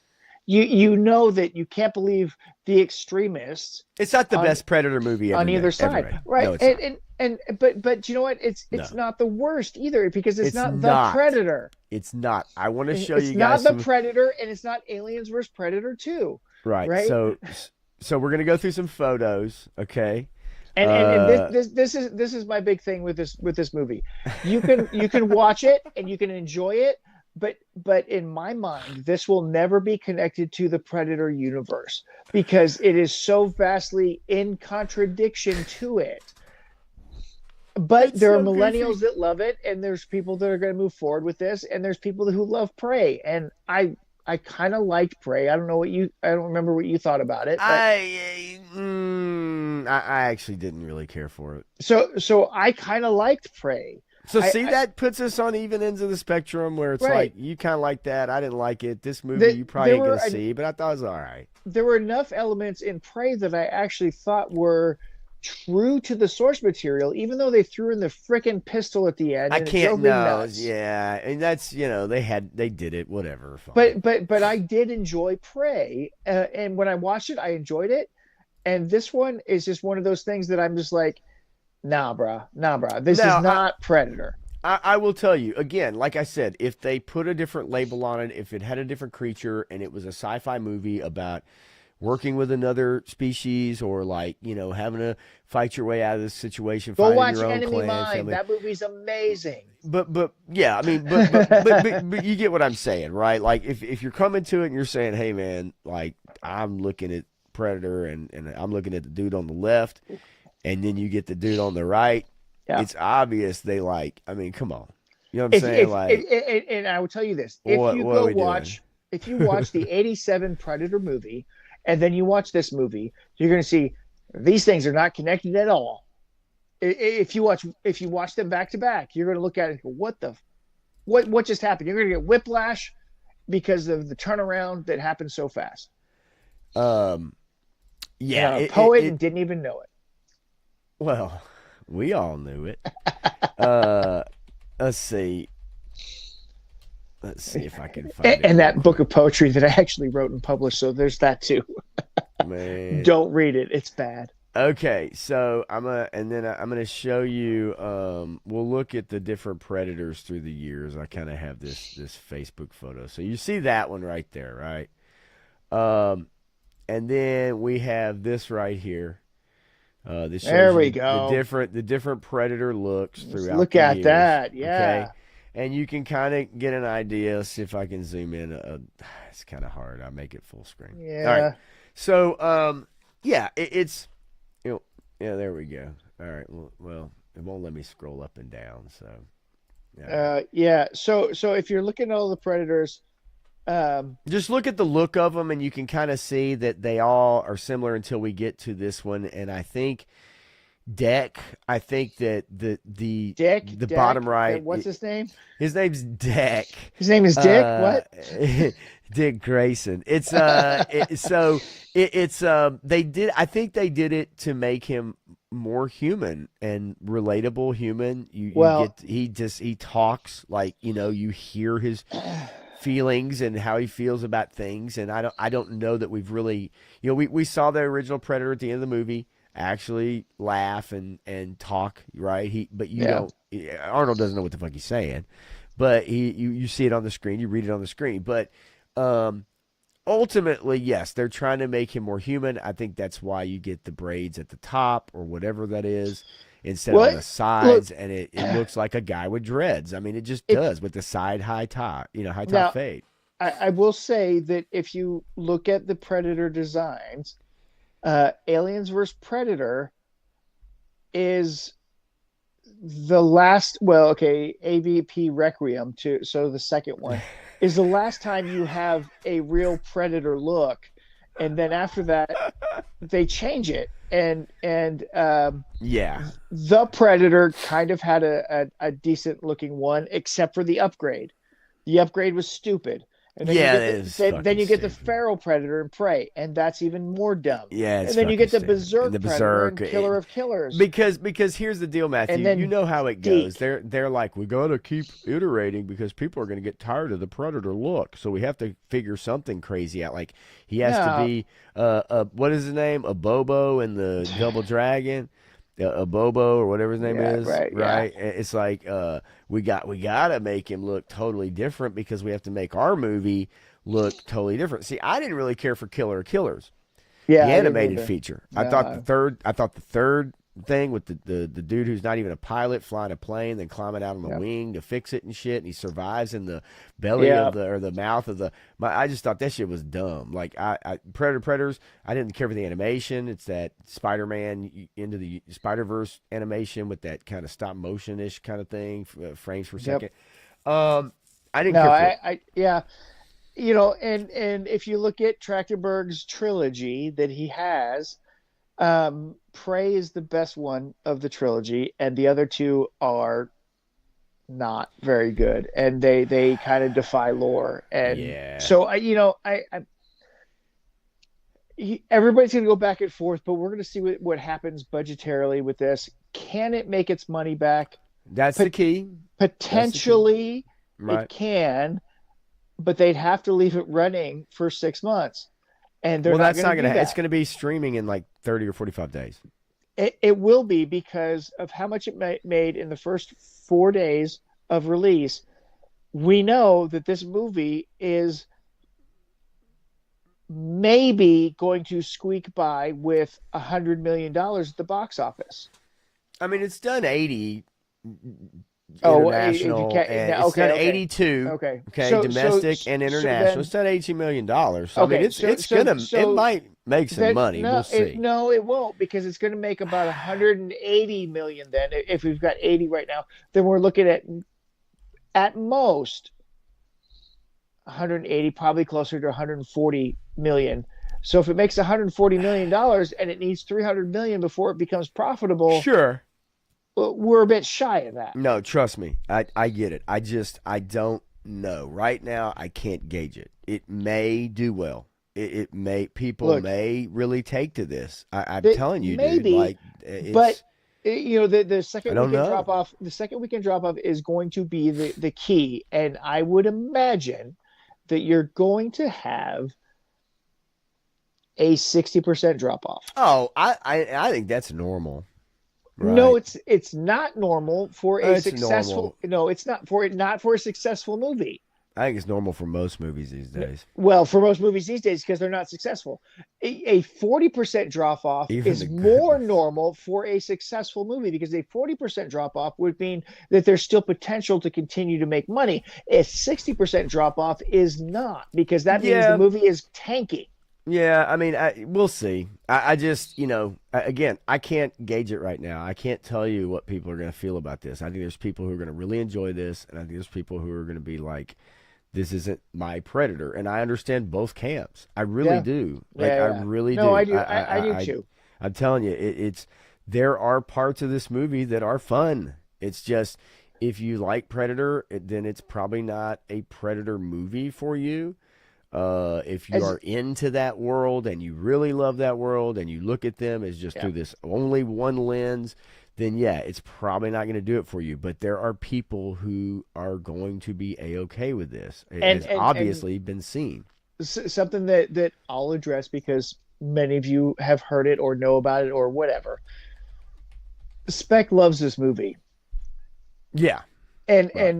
we disagree on that, and that's fine. He works in the business. He's a lot closer connected to a lot of the people involved with it and all that kind of stuff than I am at this particular moment. But at the same time, I'm coming at it from being a Predator fan forever and watching movies critically.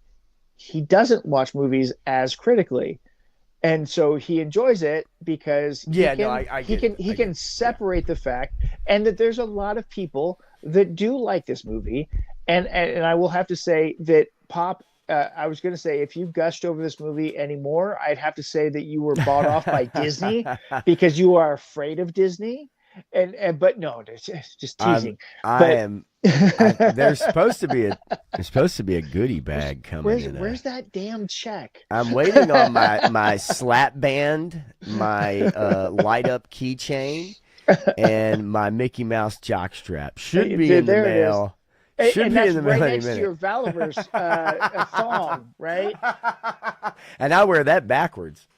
Um, so yeah, I don't know, man. I'm just telling. Look, I'm just being honest. I tell people all the time. I say, I'll never be anything other than honest. I'll tell you if I think it's okay. I'll tell you if I think it's shit. I'll tell you if I think it's got a bunch of woke shit. I'll tell you if whatever. It's there. I can see where a lot of people will really like it, and Yes. I did like Superman. Now, I will tell you, as a lot of things, as you go back and see something again, as you go back and think about it more, you may change your opinion. You may like something more. You may dislike something more. There's a lot about Superman that I wish was better. But when I was in the theater and watching it, I was like, yeah, it's all right. So I didn't think it was the best movie. I think it was the best Superman movie, but I thought it was all right. And I think so this movie is all right. I'll tell you this, okay? As a family, we went to watch Superman and Fantastic Four as a family Yeah. to watch them both. Superman came on streaming, and my wife was like, "I don't care. I don't want to see it."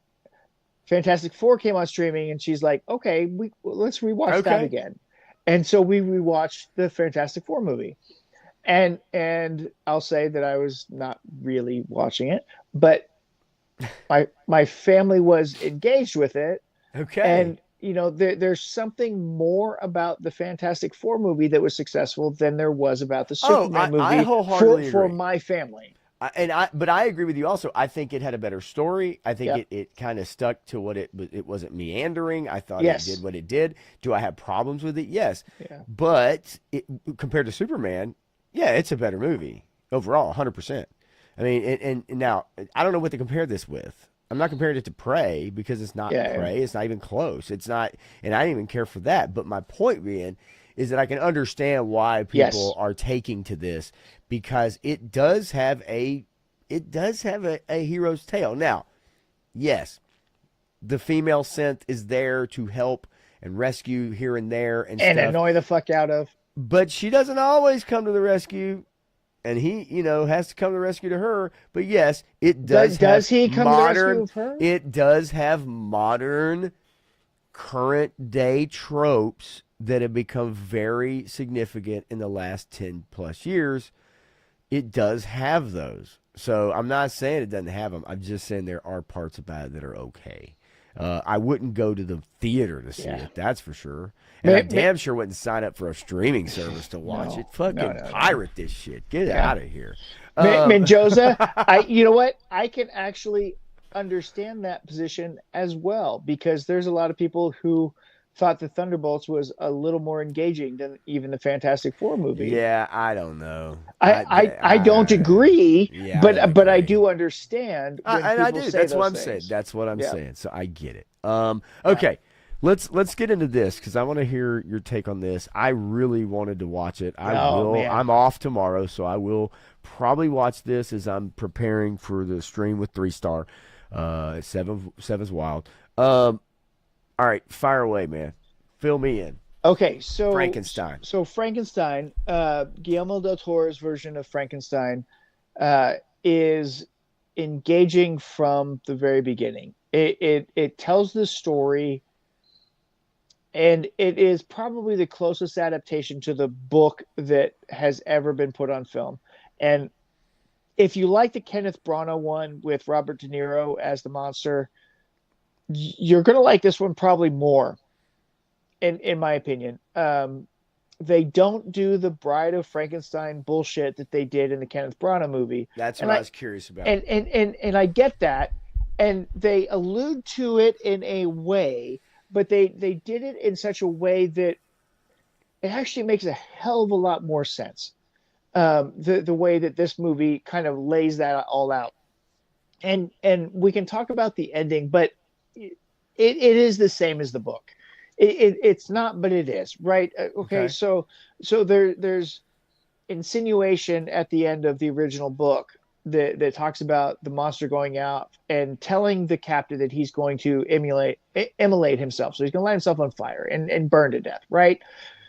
But the problem is the creature can't be killed. And in this movie, they have shown that the creature cannot be killed. It cannot be killed by fire, cannot be killed by bullets, cannot be killed by anything.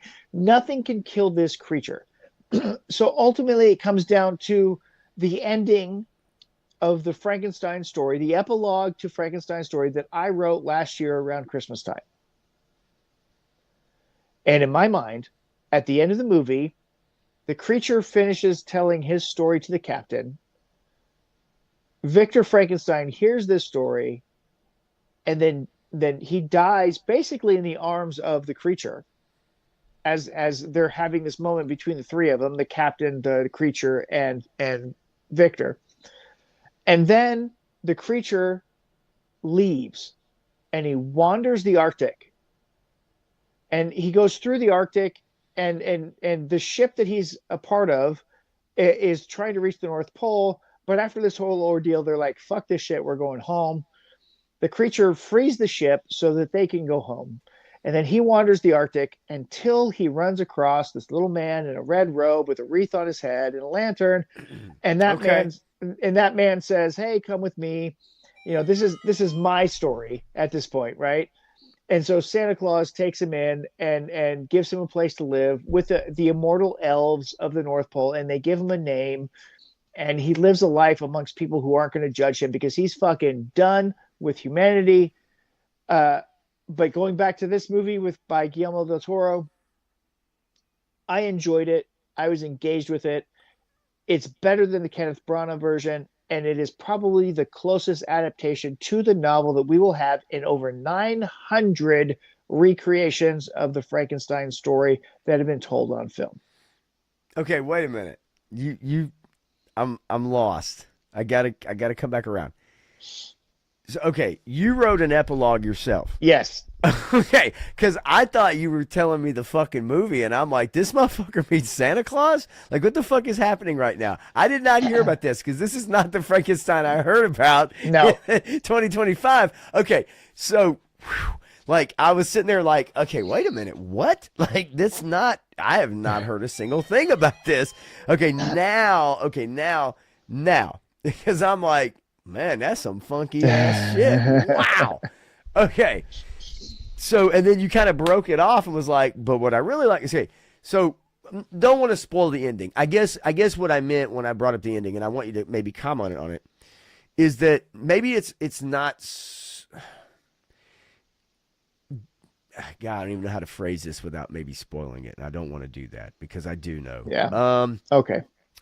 The acting is top notch. Does it end like the book? Yes. Exactly. Essentially. But they change a character. No, the only thing that they change is that he doesn't light himself on fire. Okay. Or That's, say that okay, he's going to light himself on fire. That's the difference. Okay. And I am down. Make a lot of you guys. I am fucking down with a Santa Claus. That's what I'm saying. Right? It makes sense. God damn. It makes sense. You fucking had me rolling from it. I was like, I'm tripping my nuts off right now. I'm like, I ain't even heard about this shit. And I talked to somebody who went to the theater to see it yesterday. It totally makes sense, doesn't it? Holy it's moly. right there. No. I fucking love that. Seriously. But I just for a minute, I was like, oh, wow. Okay. I didn't know. I've got to fire this shit up as soon as we're done. And go right to the end. No. So look, continue. I'll tell you what I've heard. I've heard that the acting in this movie is absolutely fantastic. From everybody. Every single character. Including who steals the show is Jacob Elordi, who plays Frankenstein's monster, right? Absolutely. Man, I'm telling you, the subtleties of everything that takes place in his discovery of humanity and the problems with humanity and the whole entire dynamic of this innocent thing learning about the world that he's in and how they view him and how he can interact with it. The whole story with the little girl and the blind man is always one of those things that I'm like, that can be done really well or really poorly. And they did it really well in this story. And you've got the guy from Harry Potter, the janitor who pins up all the rules and wants everybody to follow the rules in the Harry Potter movie. He plays the blind man. Okay. And so you've got this actor with this voice who plays the blind man, and the blind man sees the truth of the matter. So he sees through it, and that's the whole point of the blind man in this story. Well, the blind man to me is a parable about like looking at people. If you didn't see them, then how do you see them? And if you can't, it's like, just because someone's ugly or they look different, if you couldn't see them and you were just speaking to them, then you would have a completely different idea about someone's person, someone and their being if you didn't look at them and make your assumptions based off of superficial reasons, right? I mean, that's what that means to me, with the blind man in particular. And so yeah, I mean, dude, I really did want to see it, and I mean, I don't know, between the stream on Sunday and today and tomorrow night, obviously I couldn't fit it in like, which actually tomorrow's a whole different story, but tonight and Sunday I wasn't able to fit it in, but I really wanted to. But I trust your opinion.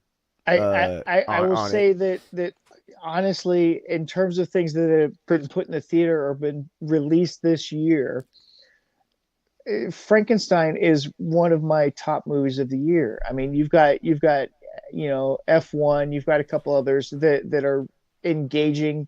Yeah. But this is a worthwhile watch, and it's a worthwhile addition to your pantheon of Halloween movies or science fiction movies, because you got to remember, this is probably it is, if it's not the first, it is one of the first science fiction stories ever written. And it was written by a woman, Mary Shelley. Go figure. Oh my gosh, a woman wrote this. And then she wrote a story that was so compelling that it has lasted over 900 film adaptations. And there have been other story interpretations of Frankenstein's monster and Frankenstein that have come up. And this is, in my opinion, one of the best. It looks fantastic. I mean, you can tell that it's shot very well. If you are a fan of Del Toro, then obviously you're going to be in love probably with it already. If you listen to Del Toro talk about this movie, you can see how much he loves this. And he's always for that quirky, weird stuff. And and he didn't go overboard with the quirky weird stuff in this. There was just enough in there. There's so much psychological drama that is happening with every single character in this movie, from the benefactor who's got syphilis, and to Victor, and to how he gets the whole thing going, and how meticulous he is, and Yeah. the social interactions that Victor has along his way to get to where he's going. And it's really, really well done. And Del Toro goes into the minutia because he knows that, and he said this on some of these interviews for this movie, on this movie tour, everything matters in this movie. I mean, just in like the scenes and other like parts of it that I've watched, I mean, it looks fantastic. And I guess everybody has their own idea of what the monster should look like. Should it be the classic with the bolts? Should it be the classic with the big forehead? Should this have a different design? Is he scared of fire? I mean, just whatever, right? Like all the different things that have been added to or pulled out of the different adaptations. But yeah, I can't wait to see it. I really do. I really want to. And it was a very limited showing at a very small theater here in town. Yeah, hey, Nosferatu, get out of town, buddy. That shit was awesome. That was good. Oh yeah. And I can't wait for Werewolf when Edgar Wright does his werewolf movie Right. next year. Yeah. I mean, so yeah, I can't wait to watch it so I can talk to you about it a little bit more, and just kind of contrast and compare. But I'll probably draw it up the same stuff. I mean, it's really ultimately at the end of the day, to me, it's a story about wanting to, I mean, abandonment from a father figure, Man, abandonment. there are so many elements to the story. This is man's arrogance trying to Oh, usurp sure, God. sure, There's sure. science and technology things. This is why it's the first science fiction story, right? And then you Yeah, have the abandonment issues from the father to the son, right, or God to man. I mean, right. you could Yeah, turn it sure. so many different ways Mm-hmm. in the storyline, and then you have the story of newly found innocence and its interpretation of the fallen world in which we live in, right? I mean, Yeah, it's so many things that you could yeah, throw in sure. there. Yeah. Yeah, it's interesting. It's look, every now and then you'll see somebody come along that's good at what they do and take something that's been around forever, right? And you've seen a million different versions of it in many different ways. At least And 900 on film. one of my favorite being Young Frankenstein. But Love Young Frankenstein. yeah. Abby Normal. I mean, come on, Abby Normal is always stuck in my head. but but the but you find someone who's extremely talented and they're really hit a home run. So it sounds like it. And by all accounts, everybody that I watch that has talked about it, they absolutely love it. So yeah, Go I can't watch wait it. to watch it, and then I'll probably get into it probably tomorrow. At from home, I would like to see it on a theater screen, and probably could still, but such is life, right? The life we live right now, where it's if you can see it at home, yes, it's probably easier to do that, and cheaper, I guess. And three stars is what I need to know before I watch this is how loud is Mia Goth in this movie? Jesus, I can hear it in my sleep.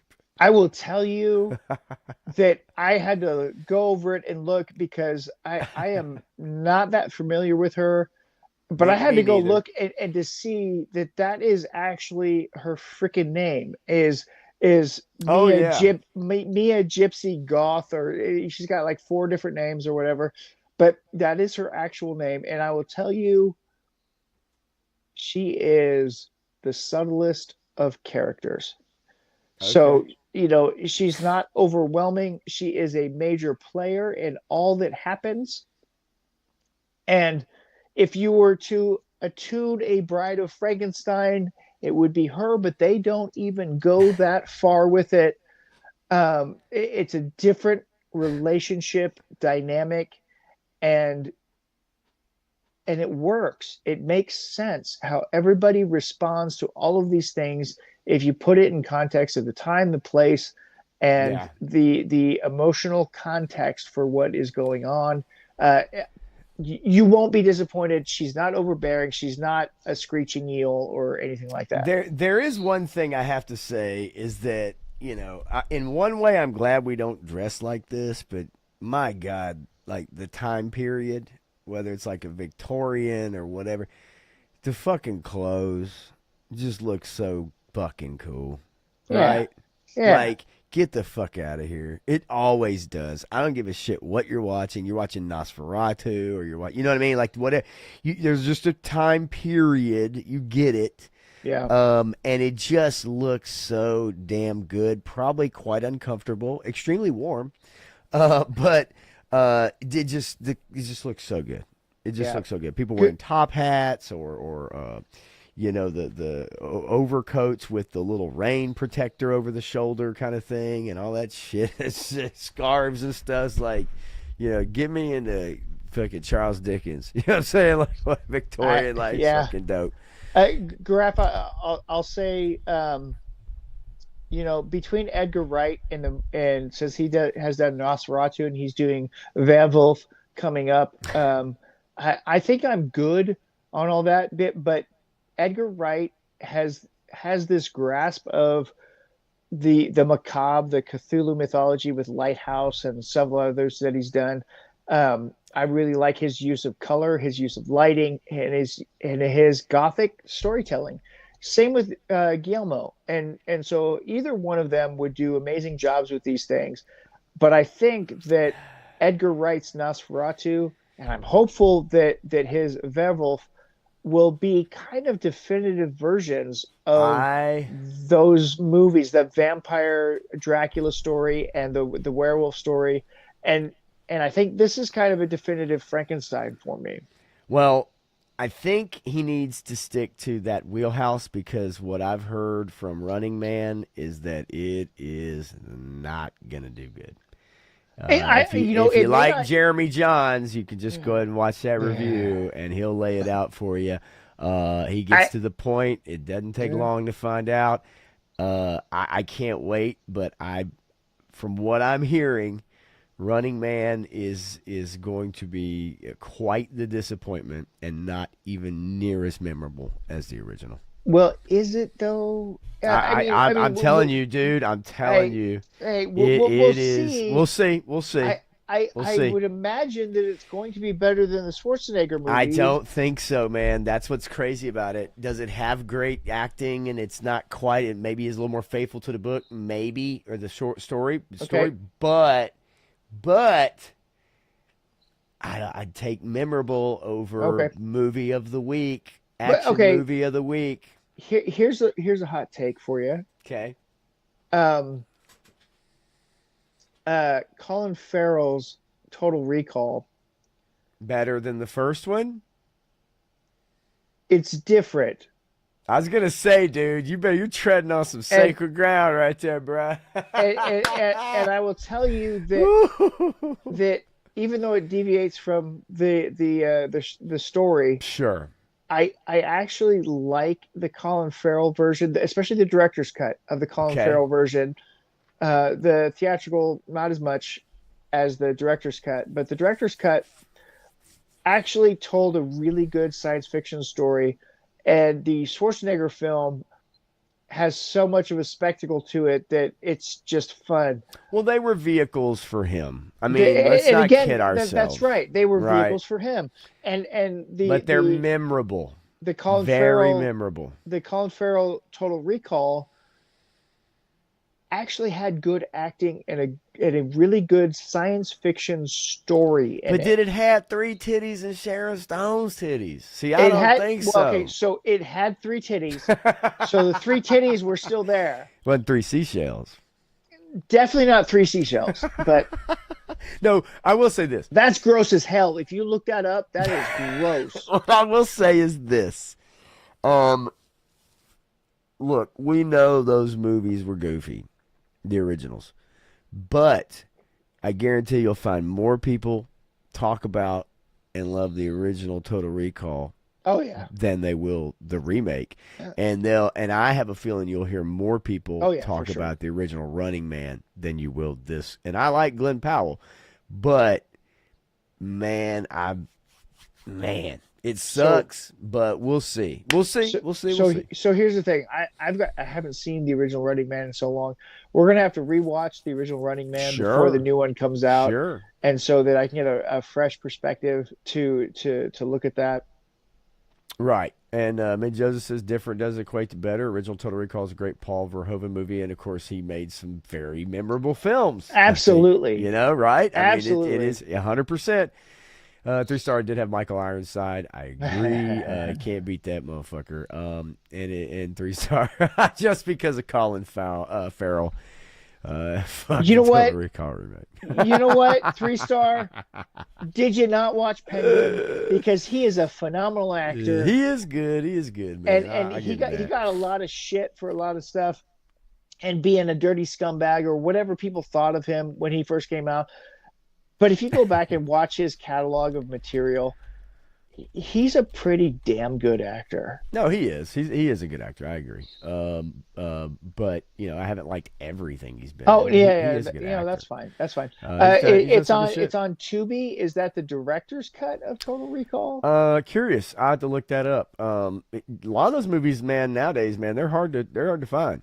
You want to watch a classic, That's 80s where I've got classic? physical media of Yeah, a lot of yeah, shit. they're hard to find. If you don't have it, you're hard to find, or they're hard to find. That's for sure. Speaking of SWAT cages, I have the original theme from SWAT on 45, and you want to talk about one funky ass song? That shit was dope. Uh, so let's see. He says, "Oh, I watched it. You don't remember you guys having to talk me into it." Um, I man, I don't know. Yeah, man. I mean, I don't know. Again, your whole perspective on stuff, I don't get fully when you Was it trash on stuff that's SWAT? really Was it good. SWAT? Is that what we're talking about? Fucking No, no, no, SWAT. not for 3-star. 3-star was not good Uh, about that. I don't. okay, okay. So, yeah, no, he's been in a lot of good movies. Okay, let's get to it before we finish up. We'll wrap it up. Wrap it. We need a wrap it up button on the Chappelle Show. Uh, so, look, welcome to Derry. All right. Um, again, I don't want to spoil the show. I'll give you some baseline things about it. It is the origin point basically, unless they go further back.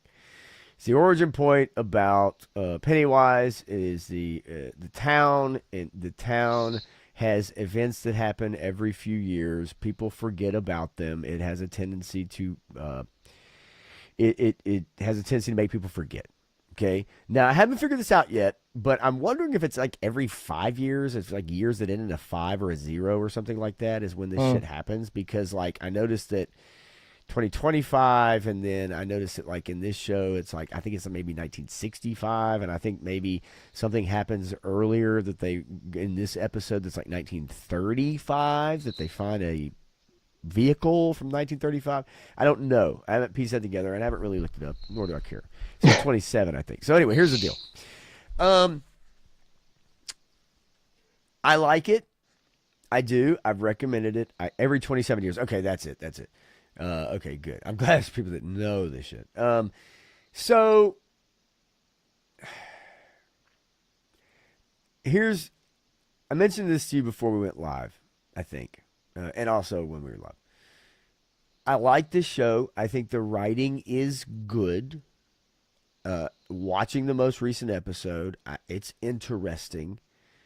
It is not scared about violence at all, and it gets freaky. Okay. I am enjoying it. What I will tell you, and what I've noticed in a lot of shows, they will sneak stuff in on you Mhm. and you don't realize it. And what I mean by that is there are messages about colonialism. Okay. There are messages about racism. There are messages about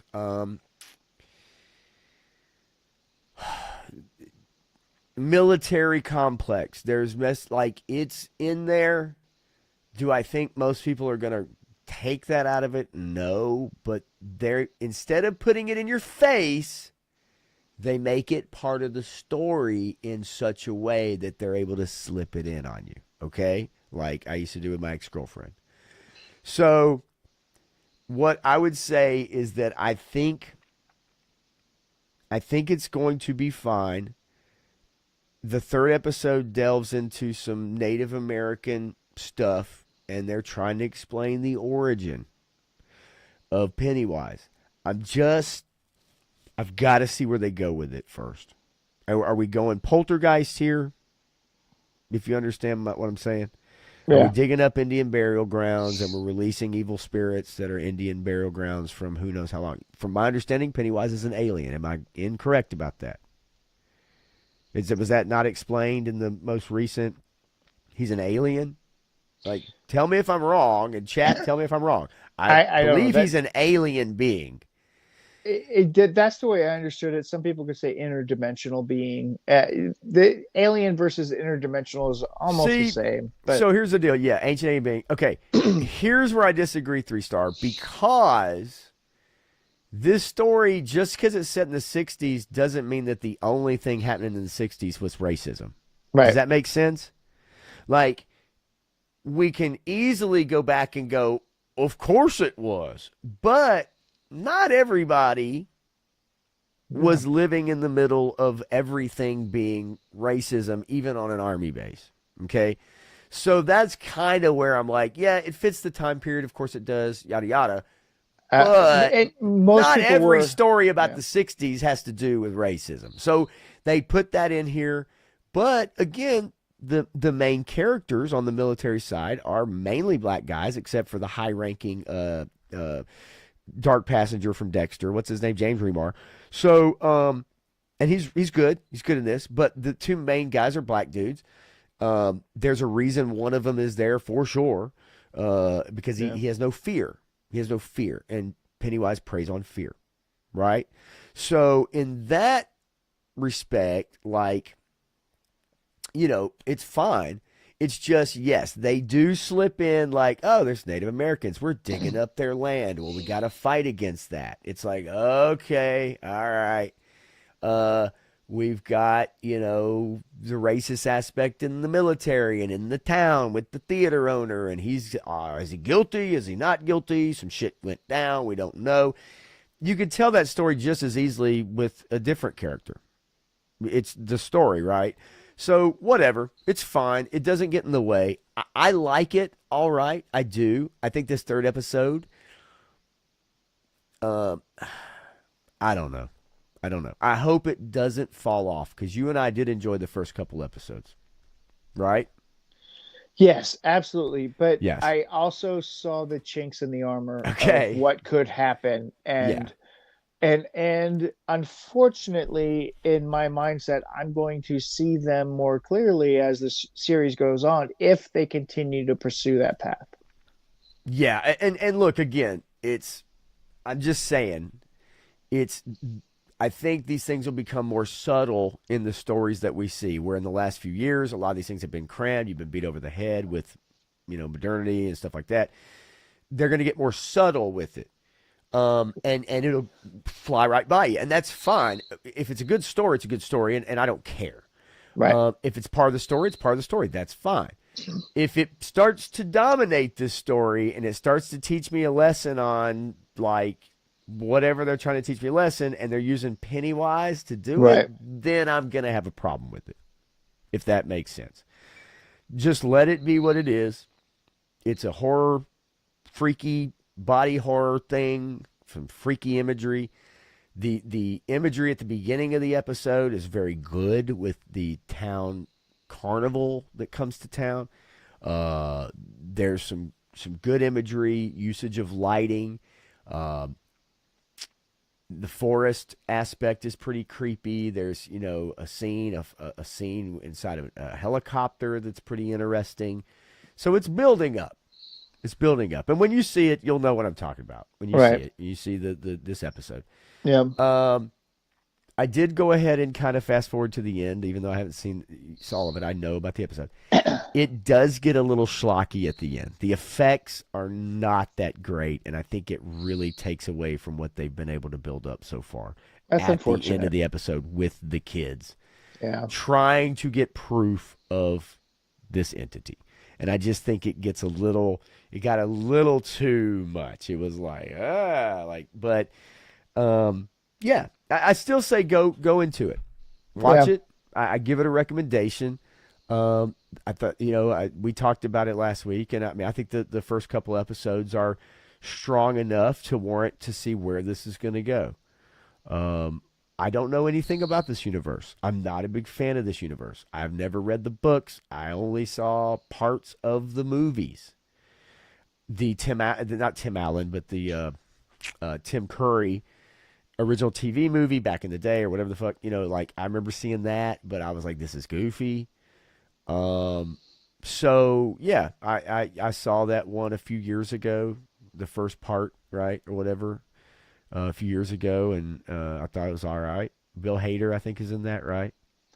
Yeah, and what's his name? Judge Stone, Harry T. Stone, Harry Yeah, Anderson. yeah, not Judge Reinhold, by the way, for those Not of you Judge hoping. Reinhold. No, No, no, but no. what a wonderful person, by the way. Yeah, sketchy CGI in this one, though. It does. Yeah.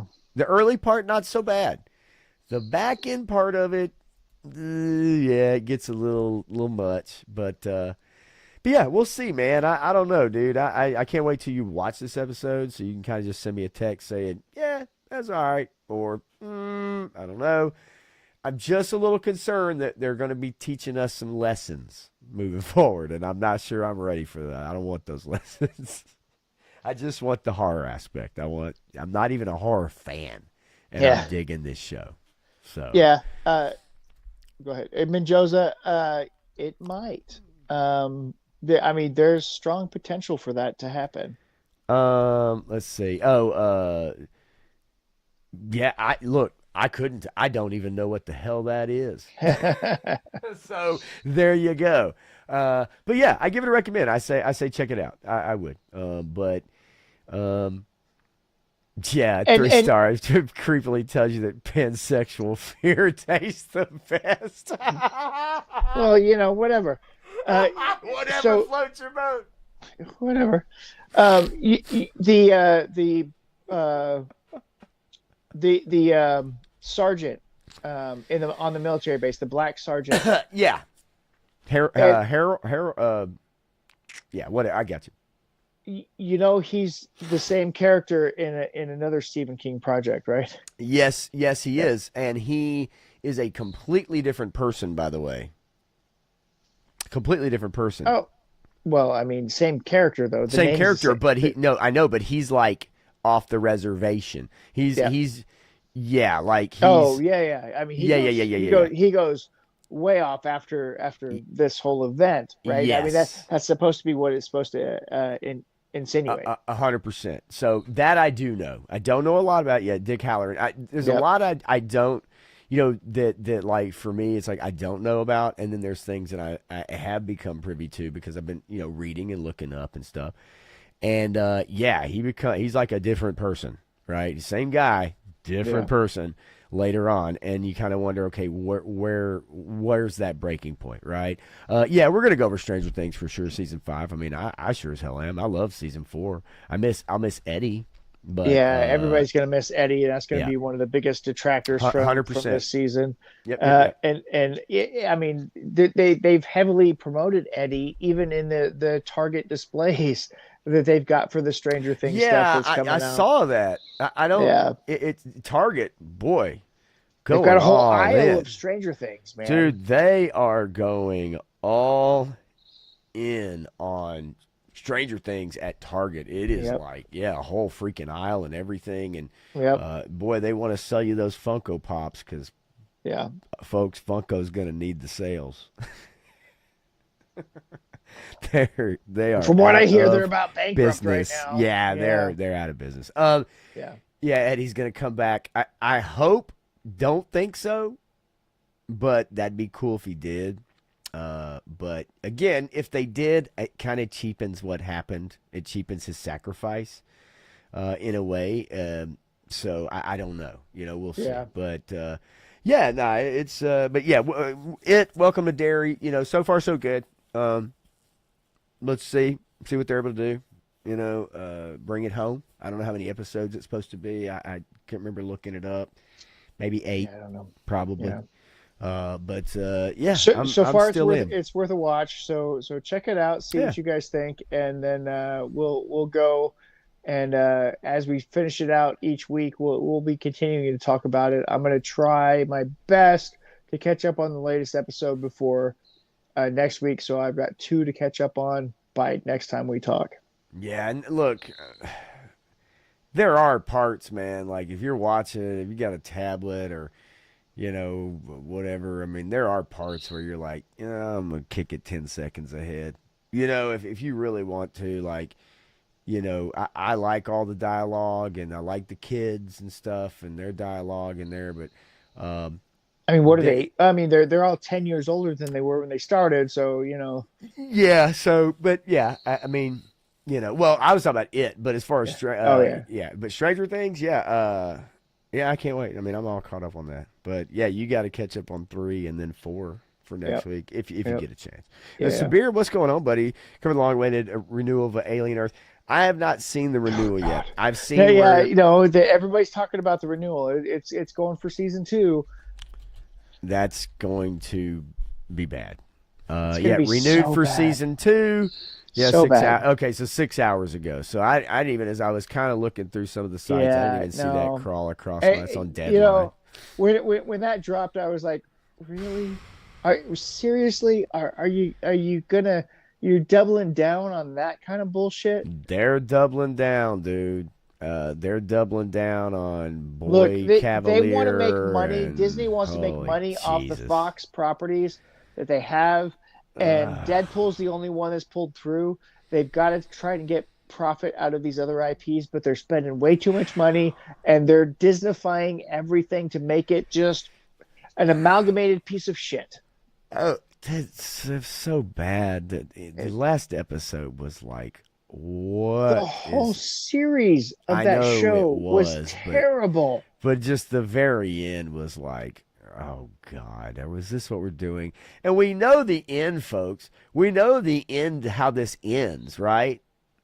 Do we all know how this ends? Yeah, they have to They nuke everything. Yes. They have to nuke the island. Yes. There's no way none of this gets out. Nobody knows about it. There's no way. This is the problem with telling a prequel story. And also too, I don't like using words like xenomorphs and shit like that when they haven't even classified. Like I don't know. It's You know what? ugh. I would actually like a new name for them because xenomorph just means alien being that transmogrifies itself, right? So it transforms from one form to another, and it's foreign to us.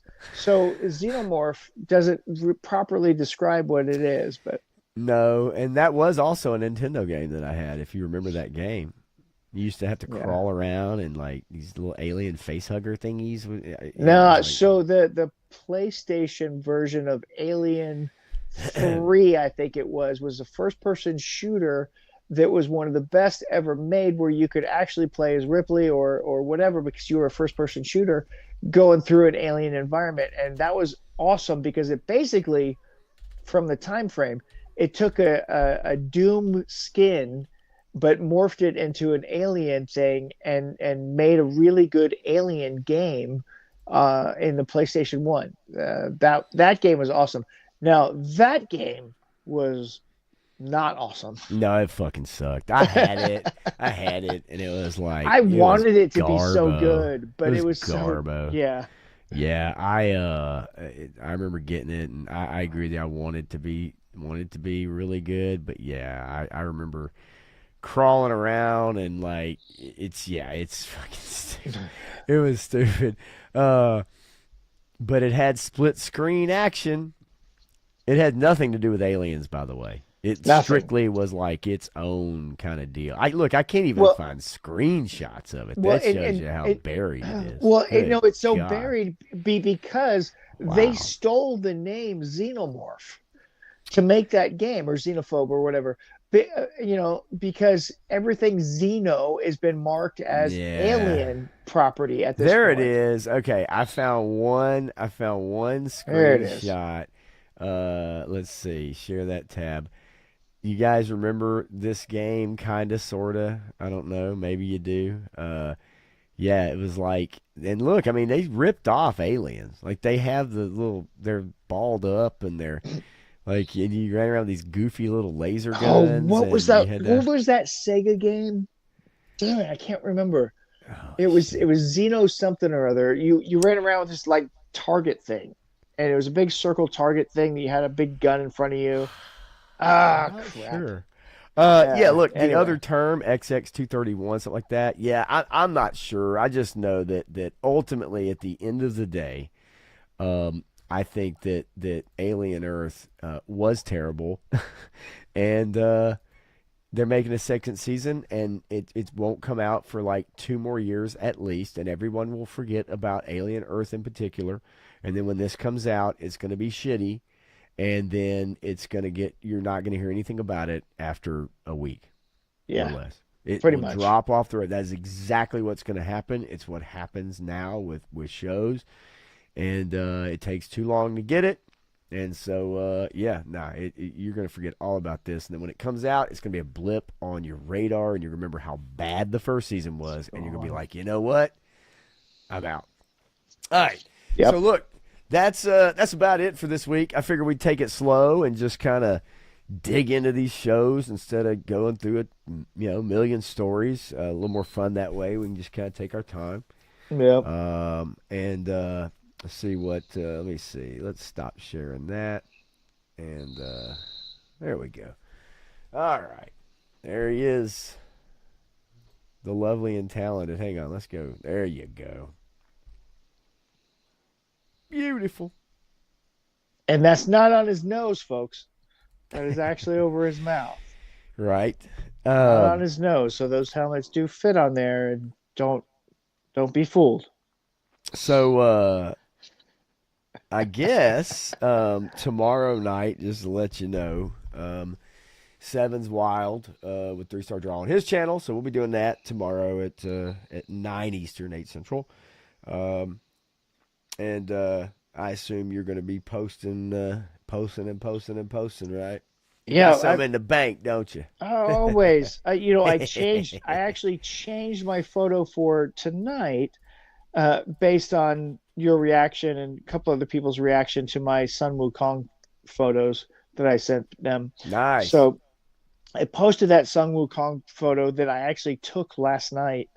And I posted that one today, but I've got G.I. Joe stuff all this week, and some Pythona stuff, and some snake armor stuff. I've got a snake armor story that I'm telling, and then a comic books panels, and then some Tomax and Zamots coming tomorrow. Actually, a picture I took almost a year ago now, but I had never released it, and I'm going to release it now because it's a Tomax and Zamot thing that looks like a Nice. catalog picture in my mind. All Um, right. so that'll be fun. Don't have any streams coming up necessarily, but when Legend Series talks about his lighting challenge that he threw out there, I've got a bunch of photos that'll be on there that you can see that were on my Instagram. Most of them, I think, were already published on there. But I sent him some stuff that he may talk about on that for the lighting challenge contest. Okay. Sweet. Um, well, yeah, that's all I got. I got tomorrow night myself, and then we'll just be roll back around on Sunday. Um, okay. Well, look, you guys have a great rest of the week. Um, we'll try to dig in and maybe add to the discussion next week a little bit on it and Frankenstein. But you guys go check it out. Check out these shows, man. And like I said, Predator Badlands. Hey, there's parts you might like about it. There's parts you probably won't, especially if you're a big Predator fan. So enter at your own risk. That's what I like to say. But look, we'll catch you guys next Tuesday. Matthew, see you, buddy. Y'all have a good night. Appreciate it.